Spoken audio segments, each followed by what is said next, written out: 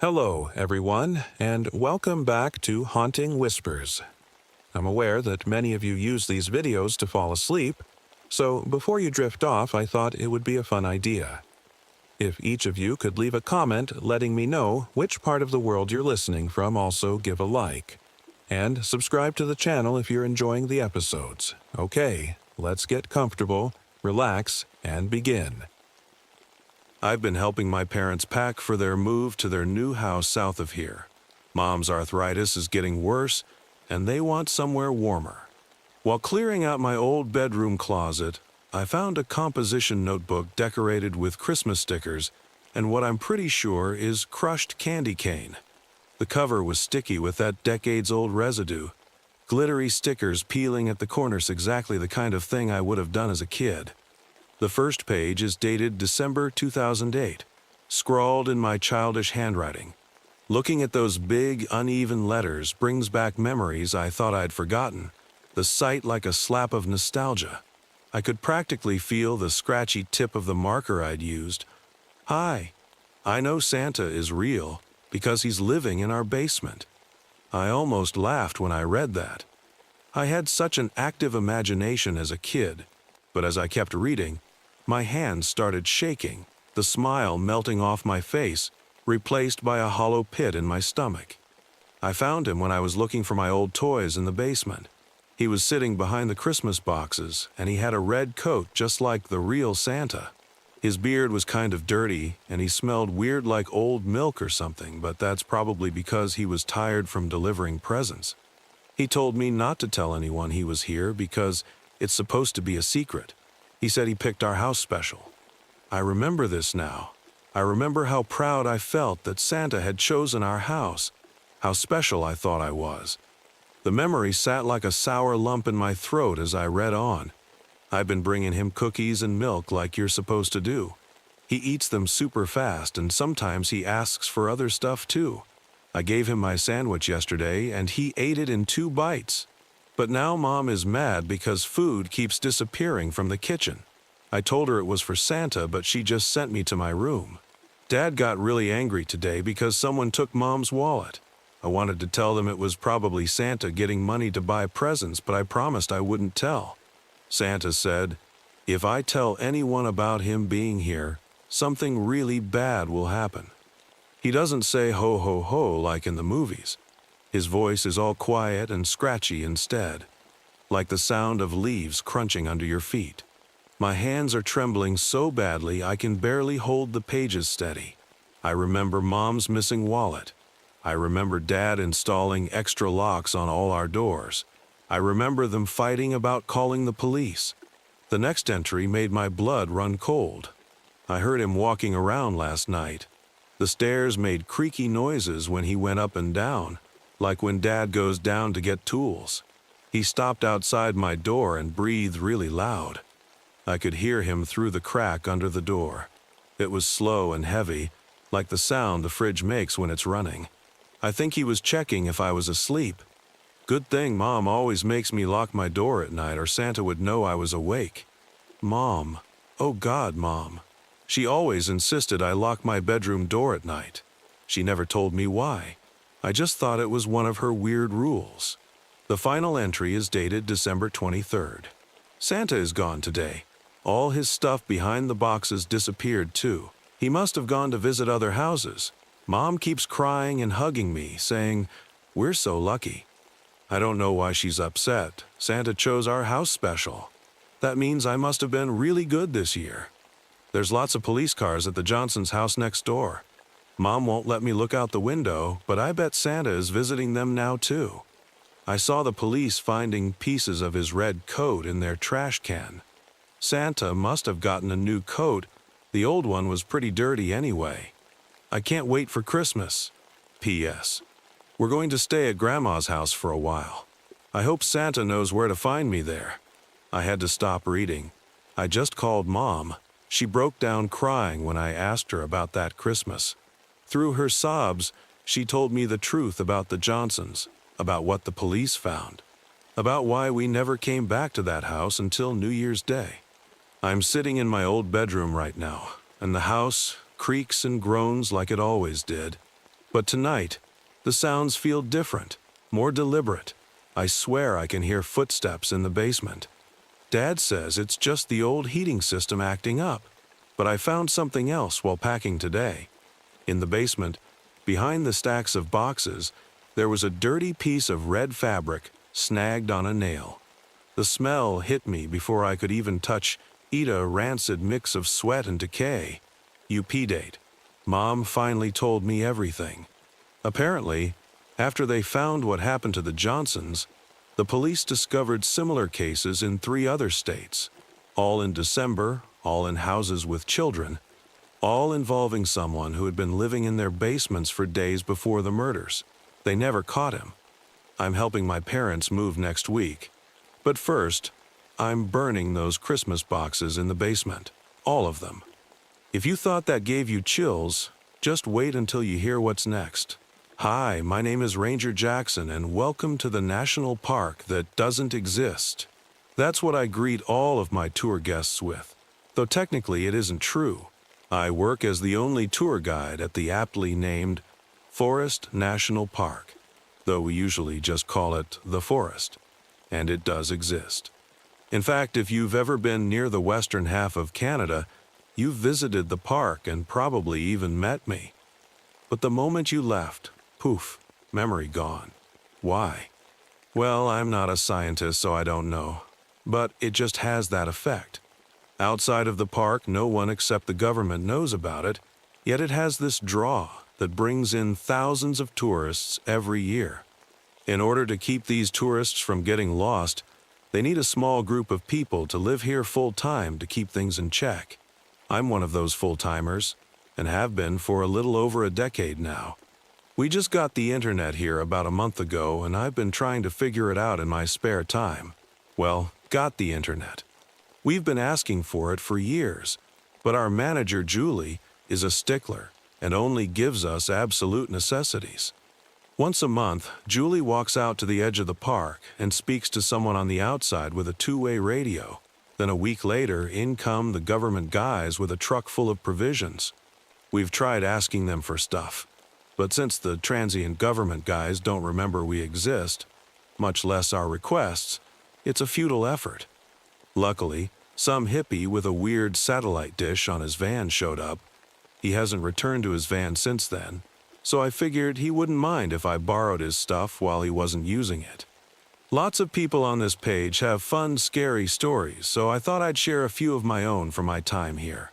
I guess to start, I should probably explain what exactly Forest National Park is. Forest National Park is 50,265 acres big, but that only encompasses the memory effects part. The forest proper is a circular 5-mile diameter section that gets deeper the further you go into it. Literally deeper, as in the trees get taller, thicker, and block out more of the sun the further you go. We keep the edges cleared so we don't accidentally wander into that part. Whenever one of us goes past that point, we call it a dive, and it's something I do daily. We don't measure distance traveled in there by miles or kilometers, but rather by the illuminance, or lux, of wherever you are. Actual distance gets a little bit wonky inside the forest. You can walk for hours and leave only feet from where you entered, or for minutes and be miles and miles away from home.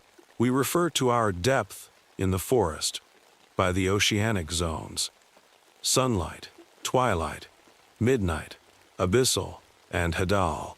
As you can imagine, traversing within the zones gets more dangerous the deeper you get, mostly because of the wildlife. We're kind of like Yellowstone in that way. The only things that are considered to be safe zones in there are streams which run through all the zones because, for whatever reason, distance is exact and the forest is a little calmer around them. Okay, story time. I usually do my tours down the East Stream because it's the easiest to traverse, but sometimes I'll have a particularly advanced group of hikers who I feel can take on the challenge of the North Stream. Last time I did it was about a year and a half ago. A group showed up in a whole caravan of cars, dressed up to the nines in fancy hiking gear. I felt frankly underdressed in my green fleece ranger uniform and Stetson hat. They were very lively and enthusiastic, brimming with questions as I ran them through what the park was and what they were going to see. I tried showing them the well-trodden East Stream Trail, but I guess I went a little bit overboard on my showboating while explaining everything because I was immediately met with looks of disappointment. Now, I've never been one to let a good tour group down, so I said, "All right, I don't usually do this, but since you all look far more experienced than most tour groups I get out here, we're going to go to the North Stream entrance instead." This got them excited again, and we headed around the perimeter towards the North Stream. The reason why I don't usually take tours down it is for two reasons. First, it's much further away from the visitor center, and I am just a little bit lazy. And second, it's a thinner, steeper stream that's much more rocky than the East. It not only increases the chances of people twisting or breaking things, but at certain points there are especially steep areas that require alternate routes that go away from the stream and into the forest. Even though the detours don't leave the sight line of the stream, going any distance into the tree line on either side is risky, even in the brighter zones. Everything was fine for most of the hike. In fact, I was having a lot of fun with this tour group. They were telling me stories from the hiking trip they were on in the Canadian Rockies. They had left out of Vancouver earlier that week and were stopping at every major hiking destination they could on their way to Alaska. One of the members of their group was someone they had met on one of their hikes and had decided to join their caravan. He was a scrawny kid, couldn't have been barely out of his parents' house, and he was quiet to the point of near invisibility. He stayed towards the back of the group and only spoke when spoken to. Since I wasn't used to going down the North Stream and by consequence didn't have natural waypoints guiding me, we went much deeper than I usually take tour groups. I was having too much fun to notice how dark it had gotten. We were approaching another small waterfall that would require taking a detour around a tree, with the trunk the width of a school bus when the kid spoke up. "Hey, can we, turn around?" He was jittering nervously and wore an expression of apprehension. I wasn't sure just how deep we were, so I told everyone to turn off their flashlights for a moment, and I pulled out my lux meter. It read .062 lux. We were deep in the twilight zone of the forest, a whole 3 lux, or about a mile, deeper than I usually take people. "Sorry guys, we have to turn around. You all got a longer tour than those tickets are worth," I told them. The group put up some light resistance, but followed along behind me obediently. The kid no longer walked at the back, but instead right behind me. Even though we were making our way back, he seemed to be getting more scared, making whimpering noises at intervals. The forest has some weird effects on people's psyche, and it was clearly targeting him. I've had plenty of people on my tours get scared, break down crying, hallucinate, even try climbing up trees to get out of the forest, so I knew this kid was on the verge of snapping. As we approached another waterfall that would require a detour into the forest, I stopped and turned to the kid to try to calm him. Just as I opened my mouth, the sound of cracking wood rang from the forest behind us. In what seemed like the same instant, the kid shoved me to the side, sending me sprawling into the creek. A couple folks ran to me and helped me out of the creek. I wasn't able to see him run into the woods in time, but I was able to stop the people who had chased after him. Once everyone was in order, we stood in silence for a long minute, listening for the kid or whatever had made the noise. Eventually I said, barely above a whisper, "Follow me as quietly as possible. Stay calm, and don't stray off of my path." A woman in the group spoke up, pointing into the forest. "What about him? My main goal right now is to get all of you out safely. He's probably just ahead of us."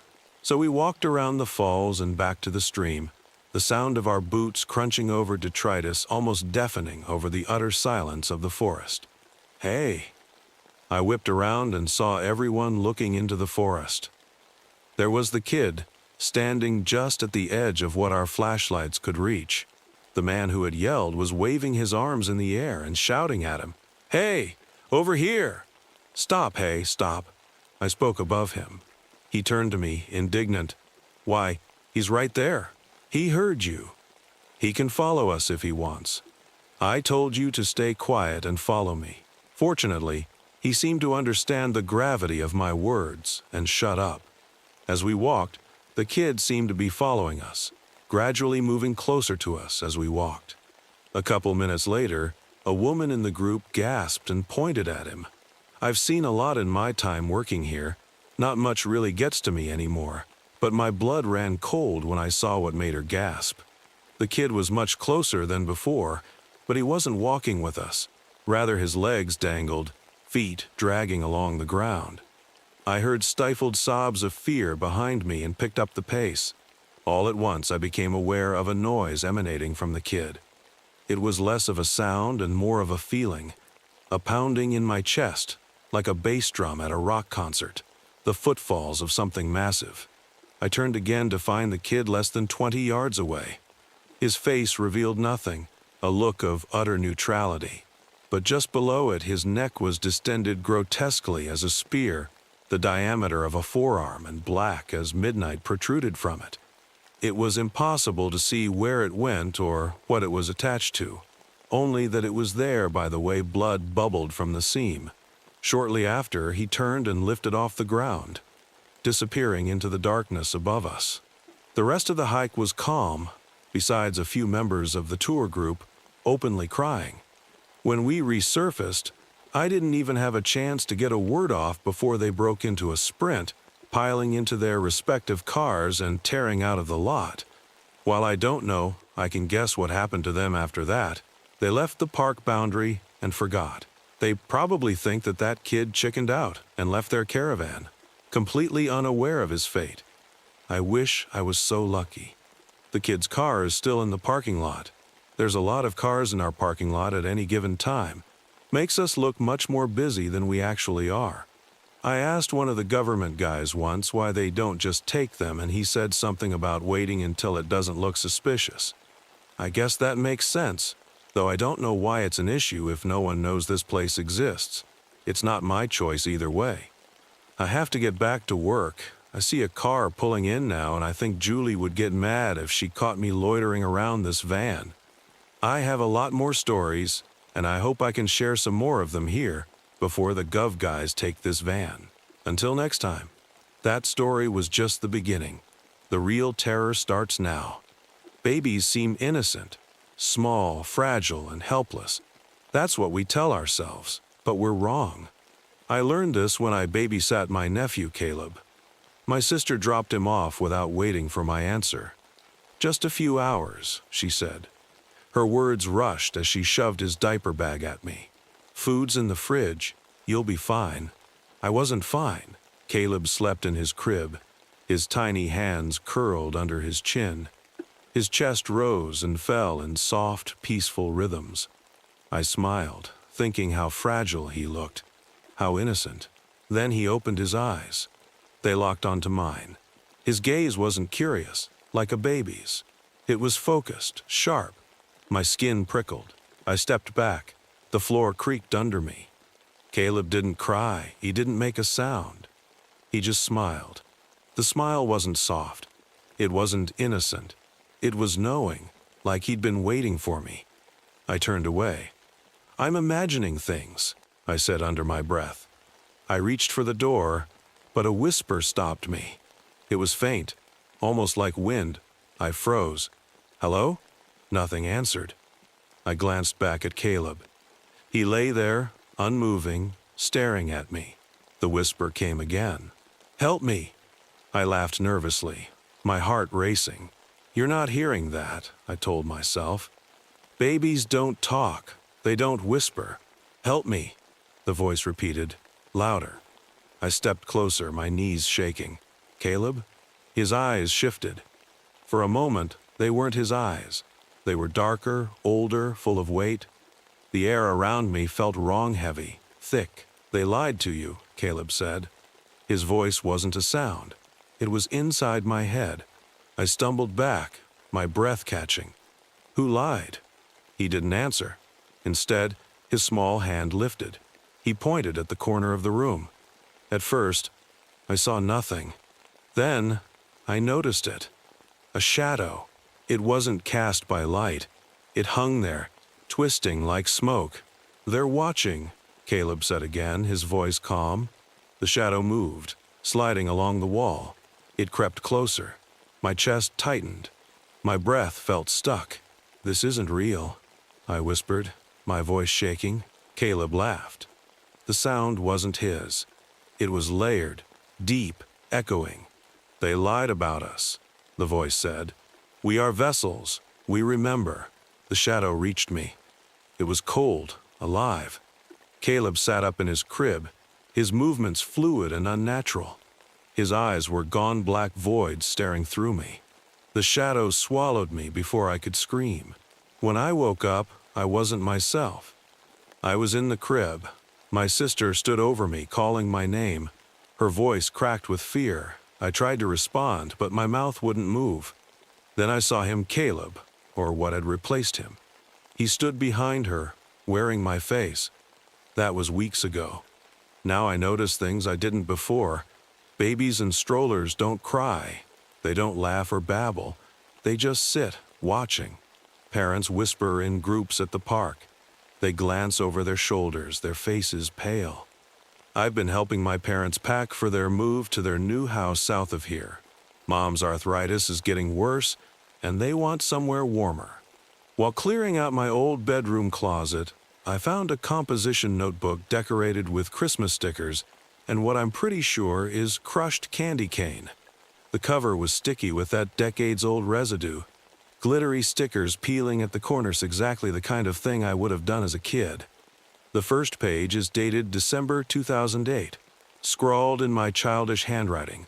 Looking at those big, uneven letters brings back memories I thought I'd forgotten, the sight like a slap of nostalgia. I could practically feel the scratchy tip of the marker I'd used. "Hi, I know Santa is real because he's living in our basement." I almost laughed when I read that. I had such an active imagination as a kid, but as I kept reading, my hands started shaking, the smile melting off my face, replaced by a hollow pit in my stomach. I found him when I was looking for my old toys in the basement. He was sitting behind the Christmas boxes, and he had a red coat just like the real Santa. His beard was kind of dirty, and he smelled weird like old milk or something, but that's probably because he was tired from delivering presents. He told me not to tell anyone he was here because it's supposed to be a secret. He said he picked our house special. I remember this now. I remember how proud I felt that Santa had chosen our house, how special I thought I was. The memory sat like a sour lump in my throat as I read on. I've been bringing him cookies and milk like you're supposed to do. He eats them super fast, and sometimes he asks for other stuff too. I gave him my sandwich yesterday, and he ate it in 2 bites. But now Mom is mad because food keeps disappearing from the kitchen. I told her it was for Santa, but she just sent me to my room. Dad got really angry today because someone took Mom's wallet. I wanted to tell them it was probably Santa getting money to buy presents, but I promised I wouldn't tell. Santa said, "If I tell anyone about him being here, something really bad will happen." He doesn't say ho ho ho like in the movies. His voice is all quiet and scratchy instead, like the sound of leaves crunching under your feet. My hands are trembling so badly I can barely hold the pages steady. I remember Mom's missing wallet. I remember Dad installing extra locks on all our doors. I remember them fighting about calling the police. The next entry made my blood run cold. I heard him walking around last night. The stairs made creaky noises when he went up and down, like when Dad goes down to get tools. He stopped outside my door and breathed really loud. I could hear him through the crack under the door. It was slow and heavy, like the sound the fridge makes when it's running. I think he was checking if I was asleep. Good thing Mom always makes me lock my door at night or Santa would know I was awake. Mom. Oh God, Mom. She always insisted I lock my bedroom door at night. She never told me why. I just thought it was one of her weird rules. The final entry is dated December 23rd. Santa is gone today. All his stuff behind the boxes disappeared too. He must have gone to visit other houses. Mom keeps crying and hugging me, saying, "We're so lucky." I don't know why she's upset. Santa chose our house special. That means I must have been really good this year. There's lots of police cars at the Johnsons' house next door. Mom won't let me look out the window, but I bet Santa is visiting them now too. I saw the police finding pieces of his red coat in their trash can. Santa must have gotten a new coat. The old one was pretty dirty anyway. I can't wait for Christmas. P.S. We're going to stay at Grandma's house for a while. I hope Santa knows where to find me there. I had to stop reading. I just called Mom. She broke down crying when I asked her about that Christmas. Through her sobs, she told me the truth about the Johnsons, about what the police found, about why we never came back to that house until New Year's Day. I'm sitting in my old bedroom right now, and the house creaks and groans like it always did. But tonight, the sounds feel different, more deliberate. I swear I can hear footsteps in the basement. Dad says it's just the old heating system acting up, but I found something else while packing today. In the basement, behind the stacks of boxes, there was a dirty piece of red fabric snagged on a nail. The smell hit me before I could even eat a rancid mix of sweat and decay. UP date. Mom finally told me everything. Apparently, after they found what happened to the Johnsons, the police discovered similar cases in 3 other states, all in December, all in houses with children, all involving someone who had been living in their basements for days before the murders. They never caught him. I'm helping my parents move next week. But first, I'm burning those Christmas boxes in the basement, all of them. If you thought that gave you chills, just wait until you hear what's next. Hi, my name is Ranger Jackson, and welcome to the national park that doesn't exist. That's what I greet all of my tour guests with, though technically it isn't true. I work as the only tour guide at the aptly named Forest National Park, though we usually just call it the Forest, and it does exist. In fact, if you've ever been near the western half of Canada, you've visited the park and probably even met me. But the moment you left, poof, memory gone. Why? Well, I'm not a scientist, so I don't know. But it just has that effect. Outside of the park, no one except the government knows about it, yet it has this draw that brings in thousands of tourists every year. In order to keep these tourists from getting lost, they need a small group of people to live here full-time to keep things in check. I'm one of those full-timers, and have been for a little over a decade now. We just got the internet here about a month ago, and I've been trying to figure it out in my spare time. Well, got the internet. We've been asking for it for years, but our manager, Julie, is a stickler and only gives us absolute necessities. Once a month, Julie walks out to the edge of the park and speaks to someone on the outside with a 2-way radio. Then a week later, in come the government guys with a truck full of provisions. We've tried asking them for stuff, but since the transient government guys don't remember we exist, much less our requests, it's a futile effort. Luckily, some hippie with a weird satellite dish on his van showed up. He hasn't returned to his van since then, so I figured he wouldn't mind if I borrowed his stuff while he wasn't using it. Lots of people on this page have fun, scary stories, so I thought I'd share a few of my own from my time here. I guess to start, I should probably explain what exactly Forest National Park is. Forest National Park is 50,265 acres big, but that only encompasses the memory effects part. The forest proper is a circular 5-mile diameter section that gets deeper the further you go into it. Literally deeper, as in the trees get taller, thicker, and block out more of the sun the further you go. We keep the edges cleared so we don't accidentally wander into that part. Whenever one of us goes past that point, we call it a dive, and it's something I do daily. We don't measure distance traveled in there by miles or kilometers, but rather by the illuminance, or lux, of wherever you are.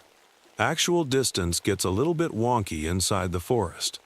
You can walk for hours and leave only feet from where you entered, or for minutes and be miles and miles away from home. We refer to our depth in the forest by the oceanic zones: sunlight, twilight, midnight, abyssal, and hadal. As you can imagine, traversing within the zones gets more dangerous the deeper you get, mostly because of the wildlife. We're kind of like Yellowstone in that way. The only things that are considered to be safe zones in there are streams which run through all the zones because, for whatever reason, distance is exact and the forest is a little calmer around them. Okay, story time. I usually do my tours down the East Stream because it's the easiest to traverse, but sometimes I'll have a particularly advanced group of hikers who I feel can take on the challenge of the North Stream. Last time I did it was about a year and a half ago. A group showed up in a whole caravan of cars, dressed up to the nines in fancy hiking gear. I felt frankly underdressed in my green fleece ranger uniform and Stetson hat. They were very lively and enthusiastic, brimming with questions as I ran them through what the park was and what they were going to see. I tried showing them the well-trodden East Stream Trail, but I guess I went a little bit overboard on my showboating while explaining everything because I was immediately met with looks of disappointment.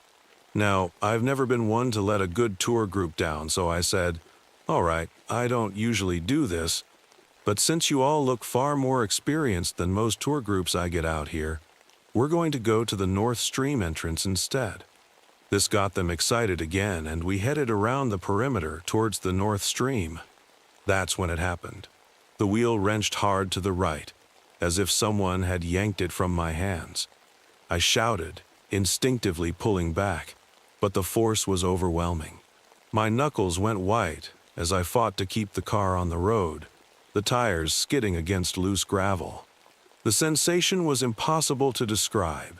There was nothing visible, no hands, no figure, but I felt it.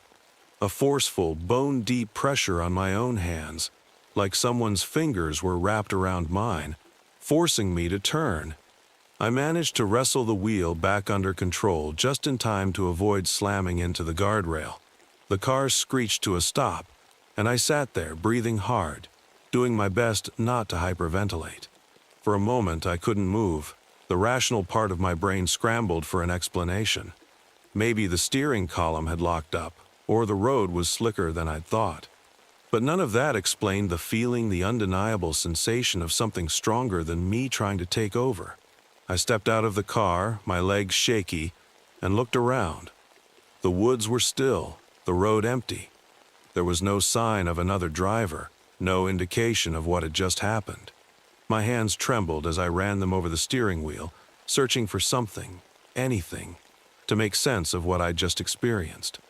But there was nothing. Just the faint impression of pressure lingering on my skin. I got back in the car and drove home, keeping my speed well below the limit. The whole time I couldn't stop glancing at the wheel, half expecting it to jerk again. When I pulled into my driveway, Hank was out on his porch, nursing another beer. He waved, his grin as lazy as ever. I thought about telling him what had happened, but stopped myself. What was I supposed to say? That the hairy hands had almost killed me? Instead, I gave him a nod and went inside, locking the door behind me. For the next few days, I couldn't stop thinking about that night. The jerking wheel, the invisible grip, it didn't feel like something I could just brush off. At first, I told myself it was nothing more than a mechanical fluke, but every time I replayed it in my head, the memory felt sharper and more vivid. And then there was that pressure. My hands had tingled for hours afterward, like phantom fingers were still wrapped around them. Hank noticed something was off. He stopped me one morning while I was heading out to grab groceries. "You sure are looking jumpy," he said, leaning against the fence with his usual beer in hand. "You all right?" I hesitated, debating whether to tell him. The last thing I wanted was for Hank to think I was buying into his ghost stories. "I took Briar's Bend the other night," I admitted finally. Hank froze mid-sip, his expression sharpening.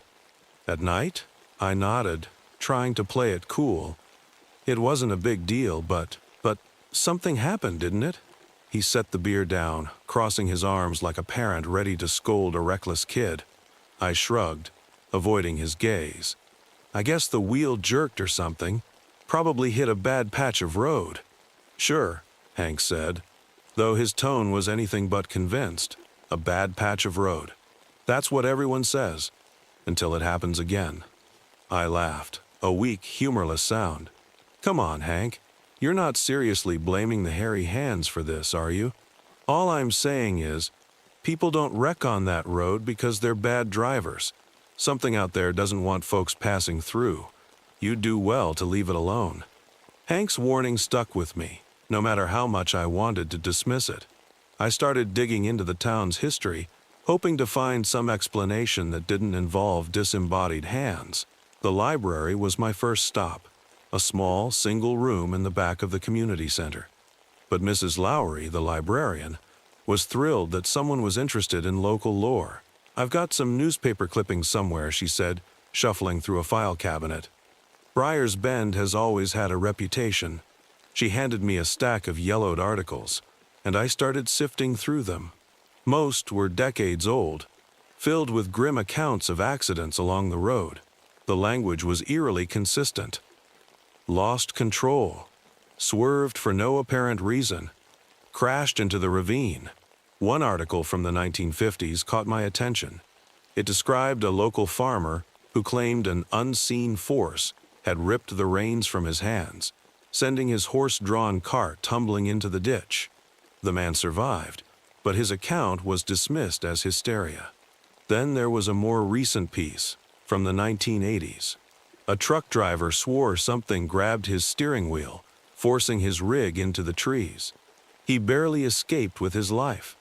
The reporter had labeled it driver fatigue, but the man insisted he wasn't tired. The more I read, the more unsettled I became. This wasn't just one or two stories, it was a pattern, stretching back nearly a century. I started asking around, talking to anyone who'd listen. Most people dismissed the accidents as a mix of bad luck and poor road maintenance. But a few, mostly older folks, leaned in close and whispered their own theories. One woman claimed the road was cursed by a settler who'd been lynched for practicing witchcraft. Another said it was built on the land of a violent farmer who'd killed his family before being run down by vigilantes. "The hands are him," one old man insisted, his voice a low rasp. "He's still out there, grabbing at folks who get too close to his land." It was all a little too dramatic for my taste, but it planted a seed of doubt. What if there was something to these stories? Something more than just superstition? By the time I left the library, I had the distinct impression that I'd stepped into something far older and darker than I'd realized. The more I thought about the hairy hands, the more restless I became. I didn't believe in curses or ghosts, but there was something about the story of so many of them, stretching back decades, that I couldn't ignore. I told myself I was just curious, that I needed to see the road again in the daylight, maybe find some logical explanation. But deep down, I knew better. It was a clear night when I made the decision. I hadn't planned it. I just found myself grabbing my keys and heading out. Maybe it was stubbornness, or maybe I wanted to prove something to myself. Either way, I knew exactly where I was going. Briar's Bend. The road looked different this time. In the dark, with no other cars around, it felt alive. My headlights cut through the blackness, bouncing off the narrow asphalt and the dense wall of trees on either side. My hands tightened on the wheel as I approached the first curve. Nothing happened at first. I kept my speed steady, focusing on the road ahead, but then the radio suddenly cut out. At first, I thought it was just a signal issue. Static crackled faintly before fading into silence, and I reached for the dial to adjust it. That's when the steering wheel jerked. It wasn't subtle this time. The wheel wrenched violently to the left, creating enough friction to burn my palms. My heart leaped into my throat as I fought to steady the car, the tires skidding across the gravel-strewn shoulder. The sensation was unmistakable. The same overwhelming pressure, the same invisible grip, stronger and more deliberate than before. My arms strained against the force, muscles burning as I struggled to regain control. "Not again," I said through clenched teeth, my voice shaking. The car veered toward the edge of the road, the guardrail looming in the headlights. I slammed on the brakes, but the hands didn't let up. It was like they were driving, not me. At the last second, the wheel twisted sharply, and the car spun out. The tires screeched, sending gravel flying in every direction, and I crashed nose first into a tree. The impact knocked the wind out of me, and my head hit the steering wheel hard enough to leave me dazed. That's when I realized my airbags hadn't deployed. For a moment, I wondered if the hands had anything to do with it. I fumbled with the door handle and stumbled out of the car, coughing from the acrid smell of burnt rubber. The night air was cold against my skin, and my head throbbed where it had struck the wheel. And it wasn't over. One moment, I was standing there, trying to calm my nerves. The next, they were on me. I didn't even hear them coming. The pressure wrapped around my throat like a vice, cutting off my air. My hands clawed at my neck instinctively, but there was nothing to grab, nothing to fight. I couldn't see them, but I could feel them cold, crushing, and unrelenting. My vision blurred, and my knees buckled as I sank to the ground. Panic surged through me, but it was useless. Whatever this was, it wasn't human. Deprived of oxygen, the world around me began to fade, darkness closing in. I thought for one horrifying moment that this was it. I was about to be added to Mrs. Lowry's pile of newspaper clippings. Then I heard the hum of an engine. Headlights swept over the road, growing brighter as a semi-truck rumbled around the bend. The pressure vanished as suddenly as it had come, leaving me gasping for air. I collapsed onto the asphalt, coughing and clutching my neck, my lungs burning. The truck screeched to a stop, and a woman's voice called out, "Hey, are you okay?" I tried to answer, but my throat was raw. The words caught somewhere between a sob and a gasp. The trucker, a tall, sturdily built woman with an austere expression, jumped down from the cab and hurried over. "What the hell happened here?" she demanded, looking from me to the wrecked car. I shook my head, unable to speak. What could I even say? That a pair of invisible hands had tried to murder me? "Can you stand?" she asked, pulling me to my feet. I nodded weakly, leaning heavily on her arm as she guided me toward the truck. She helped me into the passenger seat and handed me a bottle of water. As we drove away, she glanced at me, her eyes sharp, but not unkind.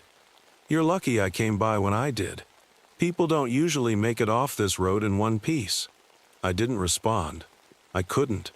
All I could do was sit there, clutching the bottle with shaking hands, and stare out at the dark woods as they disappeared into the distance. The rest of the drive back to town was a blur. I stared out the truck's passenger side window, clutching my water like a lifeline, my mind replaying the assault over and over. The merciless grip on my throat, the way the air had been stolen from my lungs. If the trucker hadn't come when she did, I wouldn't have made it. Marie Big Red Cartwright, as she introduced herself, had the air of someone who'd seen her share of trouble and didn't have time for nonsense. Her broad shoulders filled the cab, her thick hands gripping the steering wheel with an ease that made me envious. She didn't say much at first. She just kept glancing over at me with an expression that hovered between concern and mild irritation. "You sure you don't want me to take you to a hospital?" she asked eventually. I shook my head, my throat too inflamed to speak. The last thing I needed was a bunch of questions I couldn't answer, followed by looks of pity or worse, disbelief. Marie sighed. "All right, but you ought to know, this ain't the first time I've pulled someone off Briar's Bend. That road's trouble, plain and simple." I turned to look at her, wincing as the motion pulled at the bruises forming on my neck. "You've seen it?" I croaked. She shook her head. "Never seen it, but I've heard the stories. Truckers talk, you know. Weird crashes, drivers running off the road for no reason. Some say it's bad engineering. Others say it's something else." Her hesitation told me she knew exactly what I was talking about, even if she didn't want to admit it out loud. "What do you think?" I rasped. She glanced at me, her expression guarded. "I think I've been on the road long enough to know there's things out there we're better off leaving alone. And Briar's Bend? That's one of those things." Marie dropped me off at my house just after midnight. I thanked her as best I could and watched her truck disappear into the darkness. her taillights winking out like a dying ember. The house felt too quiet when I stepped inside. Every shadow seemed deeper, each creak of the floorboard sharper. I locked the door behind me and slid the chain into place with trembling hands. I didn't sleep that night. Instead, I sat at the kitchen table with a bottle of whiskey and tried to piece together what had happened. My mind kept circling back to the same question. Why me? What had I done to deserve this? I hadn't provoked whatever was out there. I hadn't even believed in it. But the hands didn't care about belief. They didn't care about me at all. They were just there, malevolent, ruthless, and utterly indifferent to human logic. By morning, I'd made up my mind. I wasn't going back to Briar's Bend, not ever. I didn't care if it was the shortest route to the next town or if someone dared me to take it again. Some things were worth avoiding. Over the next few months, I heard whispers about more accidents on the road. A motorcycle skidding off into the trees, a pickup flipping over on a sharp curve. The details were always the same. No apparent cause, no logical explanation. I kept my distance, but the town didn't let me forget. Hank would stop by now and then, always full of stories about the hands. "Did you hear about the Jenkins boy?" he said one afternoon, leaning over the fence with a cigarette dangling from his lips. "Wrecked his dad's Camaro on Briar's Bend. Said his hands were jerked clean off the wheel." I nodded but didn't respond. I didn't want to encourage him. Hank squinted at me, his grin lopsided. "You got lucky, Caleb. Most folks don't walk away from that road."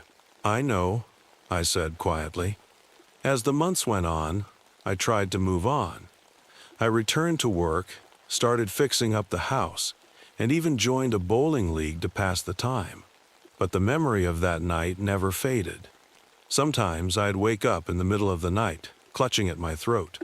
Other times I'd find myself avoiding dark roads altogether, even when I knew they were safe. I told myself it was just my imagination, that the hairy hands weren't real. But deep down I knew the truth. They were out there, waiting.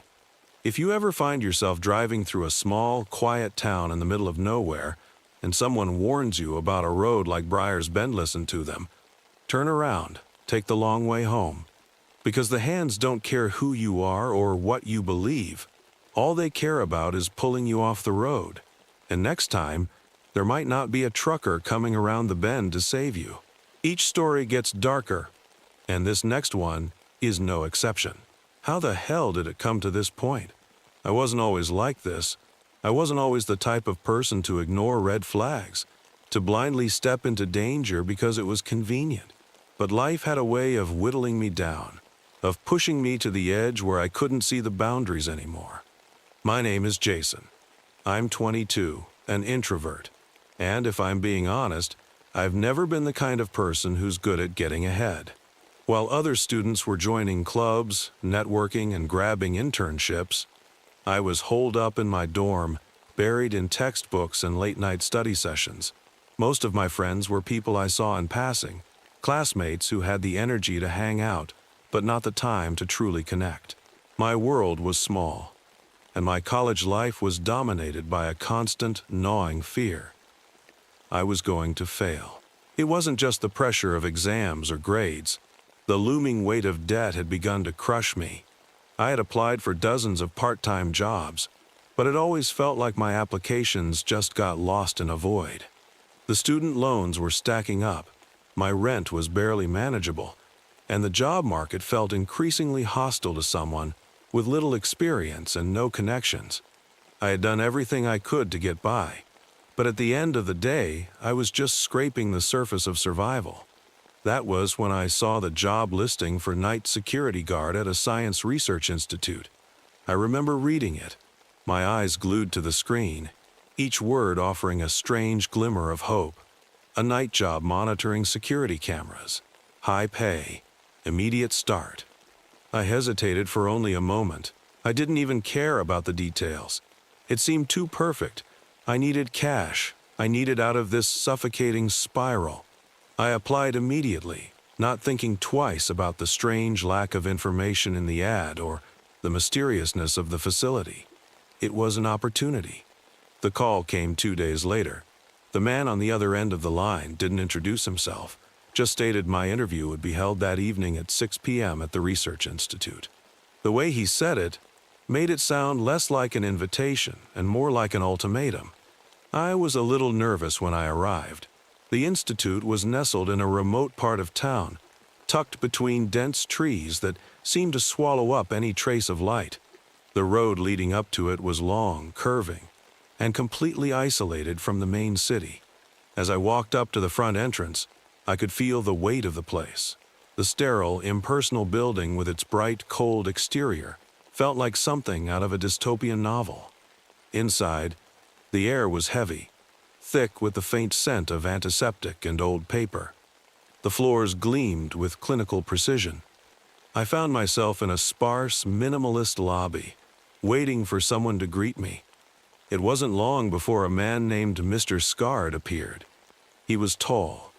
He wore a black suit with a purple tie, his face sharp and angular, his eyes sharp like a hawk's, but devoid of any real warmth. His stiff movements seemed deliberate, every gesture measured, as if his entire body was a mechanism calibrated for efficiency. When he shook my hand, it was firm, cold, almost robotic. "You've no prior security experience," he said, eyeing my resume. "I don't, but I'm a quick learner. I'm good at paying attention to detail. I think I can handle monitoring the cameras." Scard stared at me for a long moment. His silence felt suffocating, like I had just failed some test that I hadn't even known existed. Finally, he nodded. "You start tonight." He handed me a piece of paper to sign. His lack of any real questioning seemed strange to me, but I didn't want to question my luck. The pay was far better than anything I'd seen, and the job seemed easy enough. Monitor security cameras in an isolated research facility during the night shift. He handed me a set of keys, then pushed an envelope across the desk. "Read these when you get there. Don't fail to follow the rules. Also, you must work here for 3 weeks before deciding if you want to quit." I signed the contract he gave me and handed it back to him. Without another word, he stood up and walked out, leaving me sitting there, feeling like I was just a cog in a much larger machine. I remember walking through the halls of the Institute for the first time. The entire place was eerily quiet. I did see a few researchers briefly, but they were focused on their work. A few eyed me down and then frowned. I looked away. Everything about this facility made me feel out of place. The lights buzzed faintly above me as I made my way to the security booth.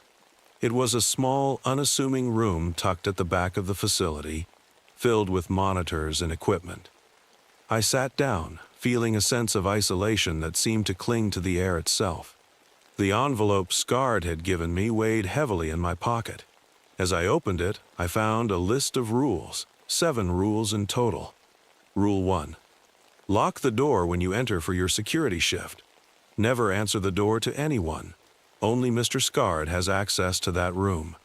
Lock the door? It sounded like a basic security measure, but there was an underlying sense of finality to it. There was something about the phrase "only Mr. Scard" that was unusual. Rule 2. If you hear whistling, run to the nearest bathroom and hide until it stops. I paused, rereading that one several times.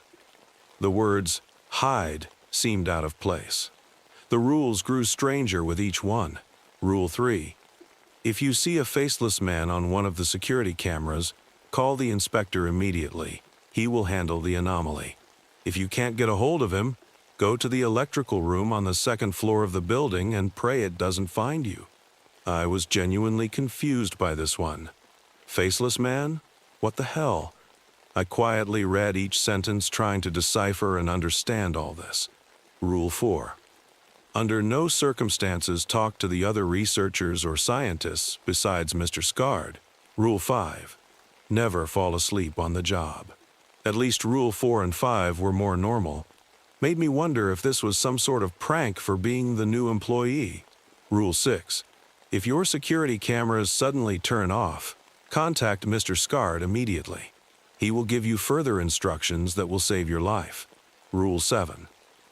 If black liquid starts filling the security room, don't touch the ground, and stay very still and quiet until it disappears. I tried to brush off the strange feeling creeping up on me. Instructions to save my life, black liquid? I thought to myself. The only conclusion that made logical sense was this was some sort of prank. I guess Scard has a sense of humor after all. I needed the job. And the pay. The pay was good enough to ignore my unease and the weirdness surrounding this job. I nervously laughed it off, and then proceeded to complete the tasks set before me. After a week of shifts, I started to feel more comfortable. The monotony of watching security cameras in the small, windowless room became a kind of routine. I still kept the rules in mind, still thinking they were some joke. However, Rule 3 and 7 seemed the most unnerving. But the more I worked, the easier it was to put it all out of my mind. On the weekend, I met up with a few of my friends from college. They hadn't seen me in a while, and as usual, the conversation quickly turned to the usual topics. School, upcoming exams, the endless stress of being in our last year. "How's the job going?" Ryan asked, leaning back in his chair. His dark hair was disheveled and gave me his usual smile. "I hope the job isn't too taxing," he chuckled. I shrugged, trying to sound casual.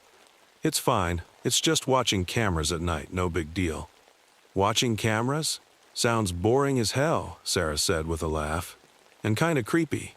You're not worried about like a crazy scientist trying to, you know?" She used a stabbing motion. I forced a laugh.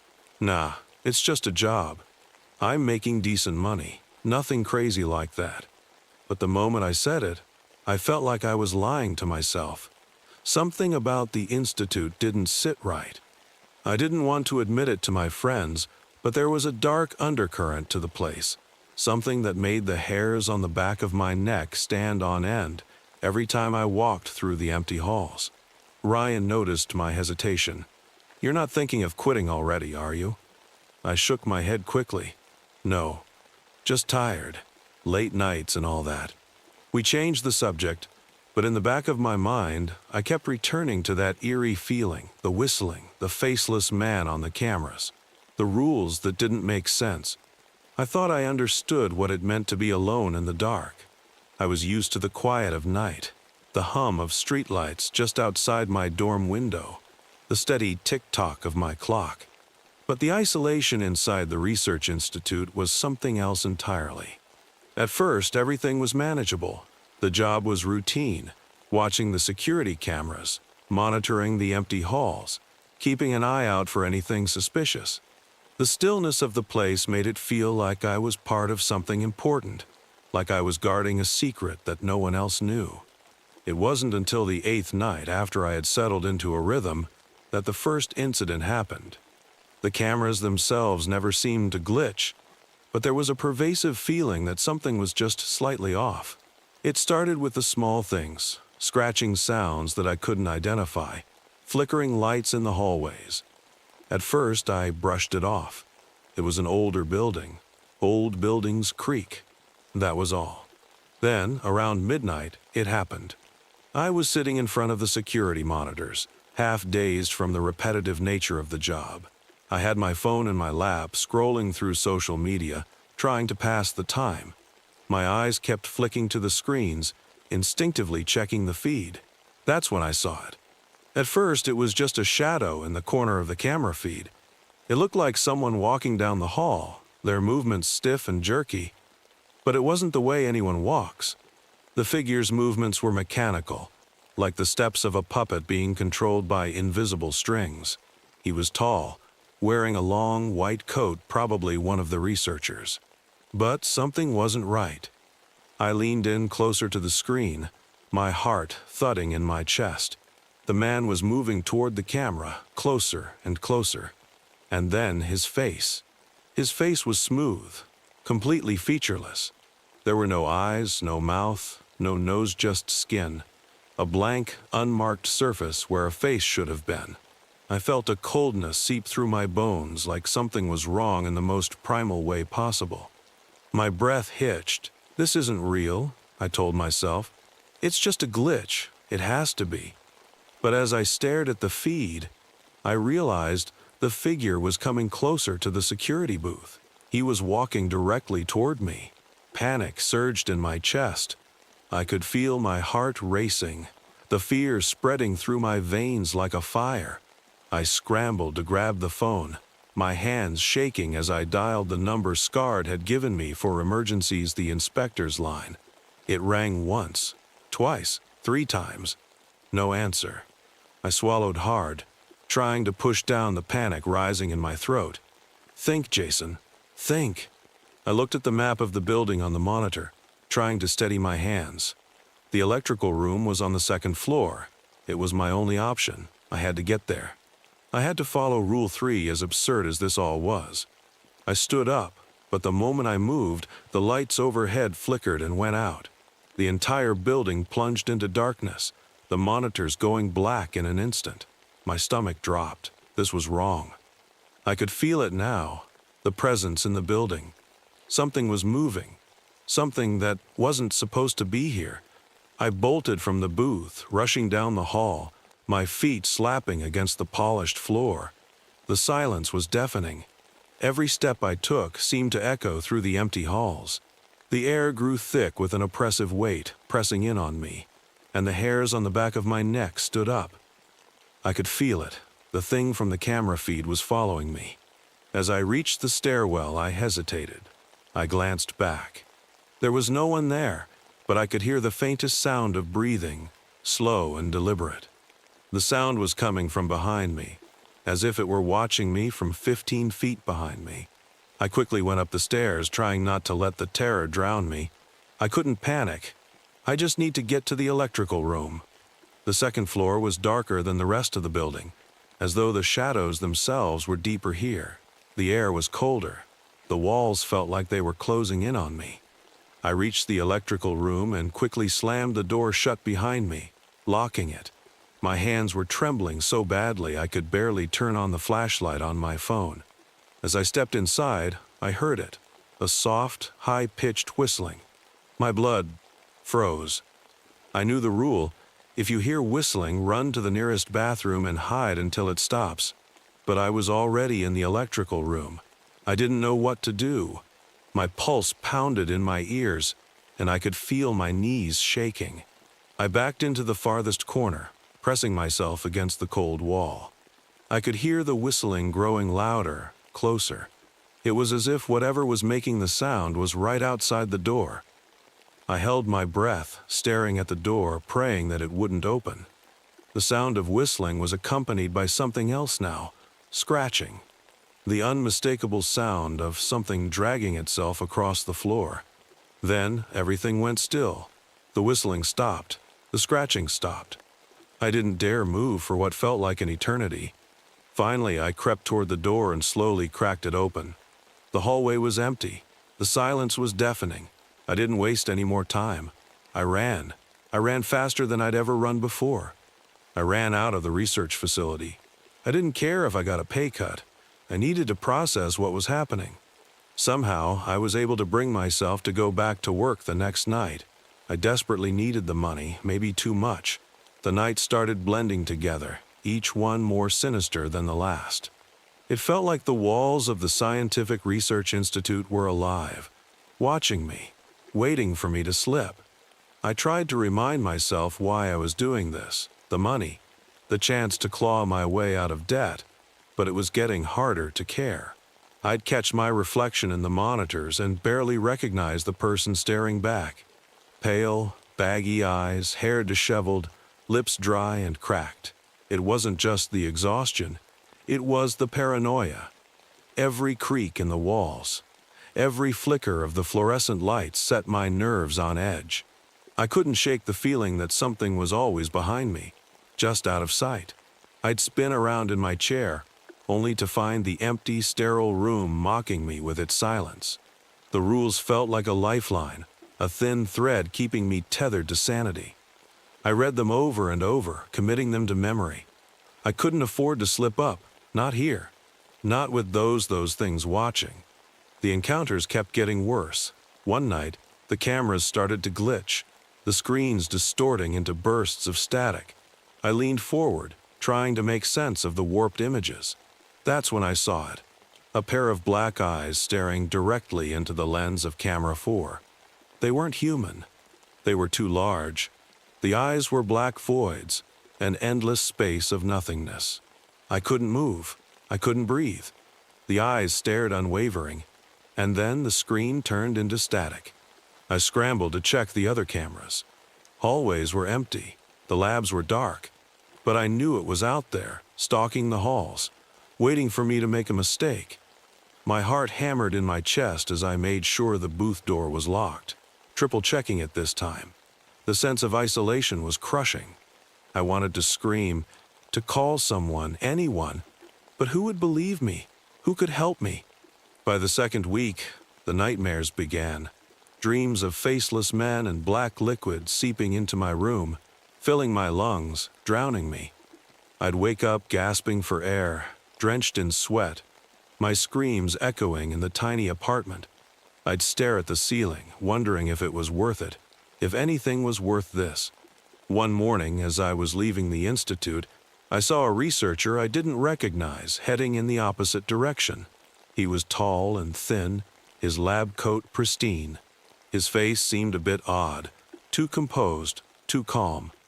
He gave me a curt nod, but his eyes lingered on me for a moment too long. There was something unsettling about the way he looked at me, like he knew something I didn't. I opened my mouth to greet him, but he had already turned the corner, disappearing into the labyrinth of hallways. The brief encounter stayed with me as I climbed up to the security booth. I couldn't shake the impression that his expression wasn't curiosity or indifference, it was pity.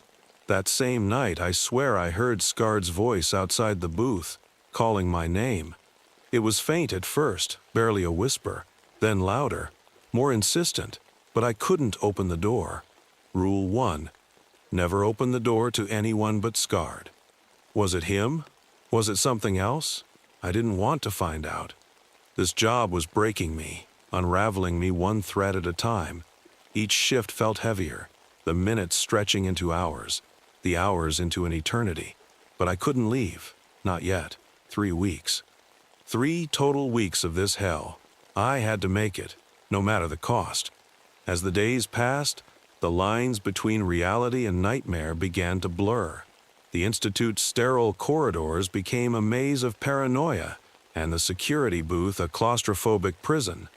I could feel the weight of the rules pressing down on me, the unspoken promise that breaking them would mean something far worse than losing my job. I'd like to say I was careful, that I'd been doing everything right. But the truth is, the job had worn me down. The fear, the sleepless nights, the constant vigilance. It all chipped away at my resolve until I was nothing but a hollow shell going through the motions. The final night started like any other. I was one shift away from finally leaving this hell. I locked the door behind me, scanned the cameras, and settled in for another long shift.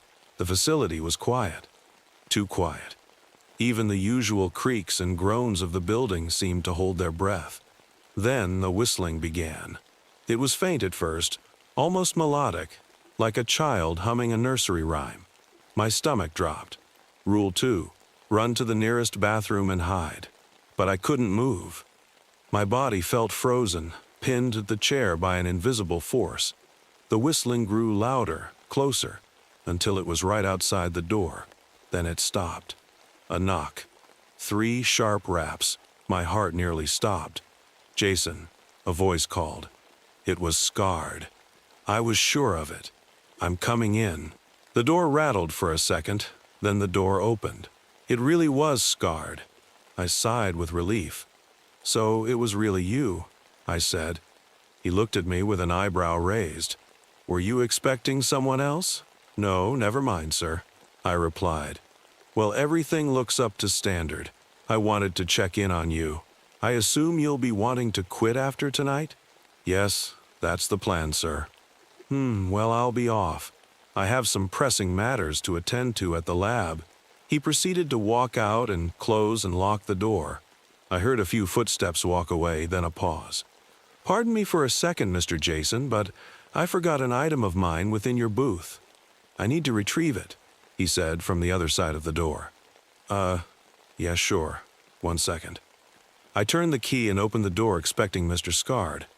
However, to my shock, the figure standing there wasn't Scard. I looked off to my left and watched him walk away without a second thought. Why? I thought to myself. Then I realized, what was the real purpose of me being here? I couldn't comprehend why he would send me to my death like this. I had no time to think. It was already too late. I looked up and faced the terrifying monstrosity. It was tall, impossibly so, its body twisting and contorting as it stepped into the booth. Its face, there was no face, just smooth, pale skin stretched taut over an elongated skull. Its presence sucked the air out of the room, filling it with an unnatural cold that seeped into my bones. I stumbled back, tripping over the chair, my mind screaming at me to run, to do something, anything. But it was already over for me. At that moment, I took out a voice recorder and said some final words. The creature waited. It knew it trapped its prey and was savoring every moment. The creature's long, spindly fingers reached for me, pulling me up like a puppet. Its touch burned, not with heat, but with an icy, soul-crushing void that drained every ounce of willpower I had left. My vision blurred. My screams died in my throat. The last thing I saw was its featureless face as it devoured me, not just my body, but something deeper, my essence, my soul. Epilogue. 15 years later, the Science Research Institute was nothing but ruins. The once gleaming facility had been reclaimed by nature, its walls cracked and overgrown with vines. Most people in town avoided it, dismissing it as an old abandoned building with no significance. But not me. My name is Blake. I'm 16, and I've always been drawn to places like this. The stories, the rumors, they fascinated me. So when my friends dared me to explore the Institute, I didn't hesitate. The inside was worse than I expected. The air was thick with dust, the floors littered with broken glass and old papers.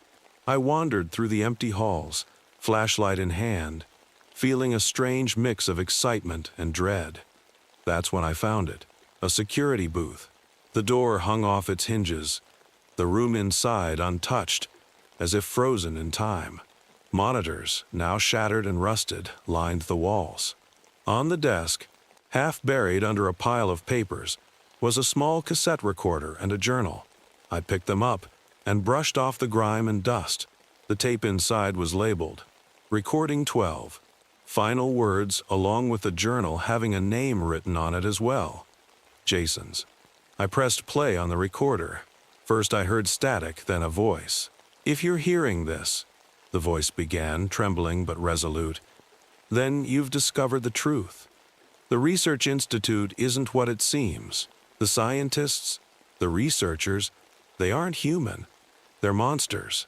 They lure you in. They make you follow their rules, and when you break them, they'll take everything. There was a short pause, followed by a shaky breath. Don't make the same mistake I did. Whatever you do, stay away from. The recording was cut off by scream, followed by a low, guttural sound something that sent chills down my spine. I looked around the room, the shadows seeming to press in closer. Suddenly, the air felt colder, heavier. I dropped the recorder and ran, the echo of Jason's warning chasing me out into the night. Was the building truly abandoned, truly devoid of life? The mystery of the events that unfolded 15 years ago are eerie, and the building itself is foreboding. I am posting these entries from Jason as a warning. If you ever see a job entry with a list of abnormal rules, run. As the boy ran out of the building, a man in a suit and tie could be seen sitting down on a park bench in the distance. The man had his legs crossed and was reading a newspaper whilst smoking a pipe. The man lowered his newspaper and looked at the boy running away from the abandoned research facility. The man chuckled to himself. It seems like it wasn't over after all. I guess the experiment. No, this game shall continue. Mr. Scard smiled ever so slightly. Oh, yes, indeed. This shall be quite fun. You might want to turn on a light, because what's coming will make you afraid of the dark. I moved into my new apartment 2 months ago. It's small, a single-bedroom unit in a quiet complex, nothing fancy, but the rent was dirt cheap. The landlord said something about low demand for this particular unit, but I didn't ask questions. I just needed a place to get back on my feet. I should have asked questions. The first week was fine grade even. The walls are thick, the neighbors are quiet, and the building has a comforting hum that helped me sleep at night. But then, on the 7th night, I heard it. A knock. It was soft at first, like someone lightly tapping their knuckles against wood. I figured it was my neighbor on the other side of the wall, maybe hanging something up or tapping furniture into place. But then it came again, louder this time, and it wasn't coming from the wall, it was coming from inside my apartment. I laughed it off. It had to be the pipes, right? Old building, old pipes. That's what I told myself anyway. But the knocking didn't stop. It came every night, always at random intervals. Sometimes it was so faint I almost missed it. Other times it was sharp and deliberate, like someone demanding to be let out. Last week I decided to investigate. My apartment is small, with barely any furniture, so it didn't take long to check every corner. I opened cabinets, looked under the bed, even crawled into the cramped utility closet. But there was nothing. Nowhere for anyone or anything to hide. I was about to give up when the knocking started again, this time from the kitchen. I froze, my heart racing. The kitchen only has a fridge, a sink, and an old pantry door. I stood there for what felt like hours, staring at that door. The knocking continued, rhythmic and deliberate, like someone drumming their fingers against the wood. I don't know why, but I opened it. Maybe I was expecting to see something someone-y on the other side. But it was empty, just shelves lined with canned food and dry pasta. I laughed, but it was forced, shaky. As I closed the pantry door, I swear I felt something push back against it. A few nights ago, things escalated. I woke up to the sound of banging full, desperate pounding on the walls. It echoed through the apartment, coming from everywhere at once. I grabbed a flashlight and bolted out of bed, yelling, "Who's there? What do you want?" The noise stopped immediately. The silence that followed was suffocating. Then came the whispering. It was faint at first, just barely audible over the ringing in my ears. A low murmur, like a voice struggling to form words. It was coming from behind the pantry door. I stood frozen, gripping the flashlight so hard my knuckles turned white. The whispers grew louder, more insistent, until they were clear enough to understand. "Let me out." I haven't opened the pantry door since that night. I tried barricading it with my kitchen table, but the knocking hasn't stopped. It's louder now, more frantic. Last night, I heard scratching, like nails scraping against wood. I called my landlord this morning, demanding answers. He sounded nervous, hesitant, like he was trying to decide whether to tell me the truth or hang up. Finally, he said, "That unit's been empty for years. The last tenant, well, they disappeared. No one's seen them since. I don't know what's happening in this apartment, and I don't think I want to. I'm writing this from my car because I can't go back inside. But even now, sitting in the parking lot, I can hear the knocking. It's coming from the trunk. Brace yourself, because the next tale will leave your heart racing."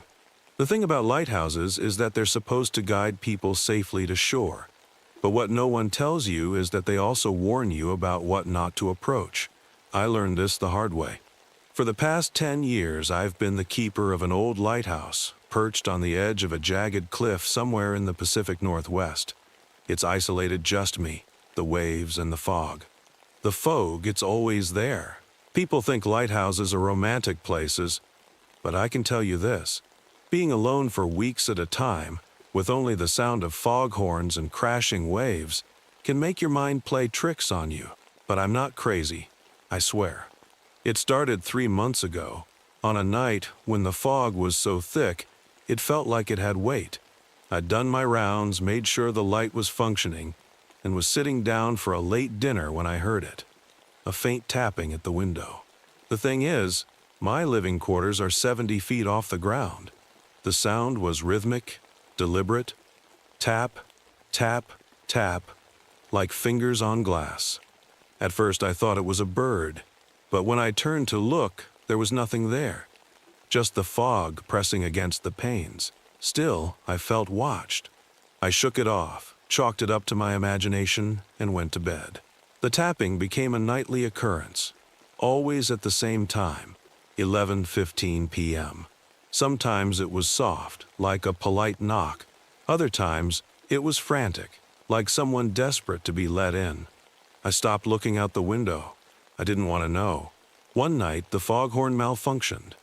I climbed the spiral stairs to check the mechanism, and as I reached the top, I saw it.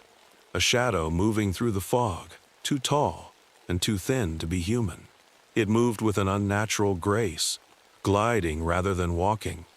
My breath caught in my throat. It stopped just at the edge of the light's reach, as if the beam was a barrier it couldn't cross. Then it turned its head, or what I think was its head, toward me. Even through the fog, I could feel its gaze, cold, hungry. I stumbled back down the stairs, locking every door behind me. That night, the tapping didn't come from the window. It came from the door. I reported the incident to my supervisor the next day. He laughed it off, said isolation can make people see things. "You're just imagining it," he said. "The fog does weird things to sound and light." But I know what I saw. Over the next few weeks, things escalated. The foghorn would cut out randomly, plunging the area into silence. The light would flicker, casting shadows that didn't match the objects around them. And the tapping? It started coming from inside the lighthouse. One night, I woke up to a scratching sound behind the wall. My room is solid brick, there's nothing back there. But the sound was insistent, like nails raking across the mortar. When I pressed my ear to the wall, I swear I heard breathing. 2 weeks ago, a storm rolled in. The waves were massive, crashing against the cliffs with enough force to shake the lighthouse. The fog was thicker than ever, the beam of light barely penetrating it. That's when the voices started. They came from the radio, crackling and distorted. At first, it sounded like static, but then I heard words. "Let us in. We're cold. Let us in." Over and over, like a chant. I yanked the plug out of the wall, but the voices didn't stop. They grew louder, overlapping until they were deafening. I ran to the lantern room, hoping the light would keep whatever it was at bay. As I climbed the stairs, I heard footsteps below me, heavy, deliberate. I reached the top and slammed the hatch shut, locking myself inside. The fog pressed against the glass, swirling like it was alive. And then I saw them figures, dozens of them moving through the fog. They surrounded the lighthouse, their faces indistinct but wrong. Their mouths opened wider than should be possible, emitting a low, guttural hum that vibrated in my chest. One of them reached out, pressing a long, spindly hand against the glass. It left a smear of darkness, like oil. The light flickered and went out. I don't remember how long I stayed up there, clutching a wrench and staring into the void. When dawn came, the fog had receded, and the figures were gone, but the smear on the glass remained. I've tried reporting these incidents, but no one believes me. The closest town thinks I'm just the crazy lighthouse keeper. My supervisor told me to take a vacation, but I can't leave. I don't think the fog will let me. Last night, the tapping came back. But this time it was accompanied by a voice, a low, whispering voice that said, "You can't keep us out forever." And they're right. The light stopped working this morning. The foghorn won't sound. The fog is creeping closer, thicker than I've ever seen it. I can hear them now moving through the fog, their voices blending into the wind. They want in, and I don't know if I can stop them. If you're still here, get ready, this next story will test your nerves. At risk of already giving away too much, I live on the outskirts of a vast city in the desert. Like most of us who live here, that is, on the outskirts I avoid the interior as much as possible. I moved here for the lush and wondrous desert to the north and east of my home, not the festering wasteland it borders. I do, however, have one connection deep within the city itself, who might even be called a friend. He goes by the name of Moses, which, it's worth noting, is very distinctly not his name. He makes a great point of not having a name.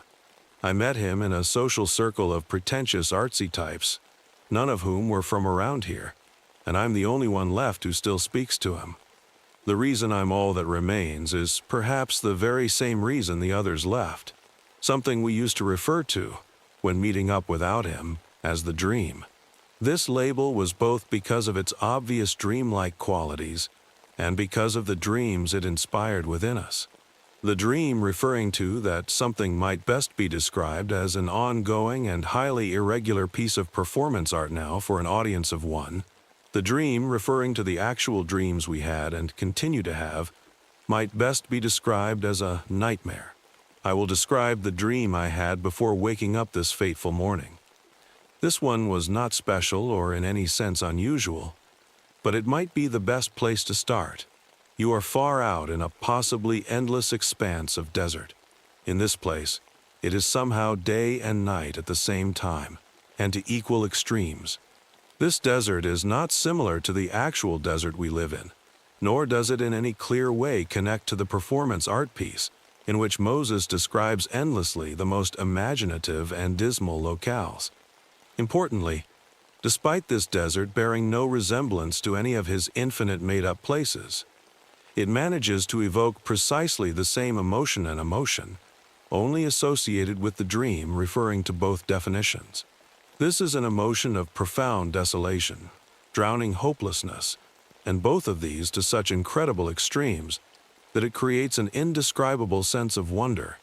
This desert you're in, barren and empty and appallingly featureless in absurd contrast to the lush desert on the edge of Taunus, more wondrous than any place you've ever experienced.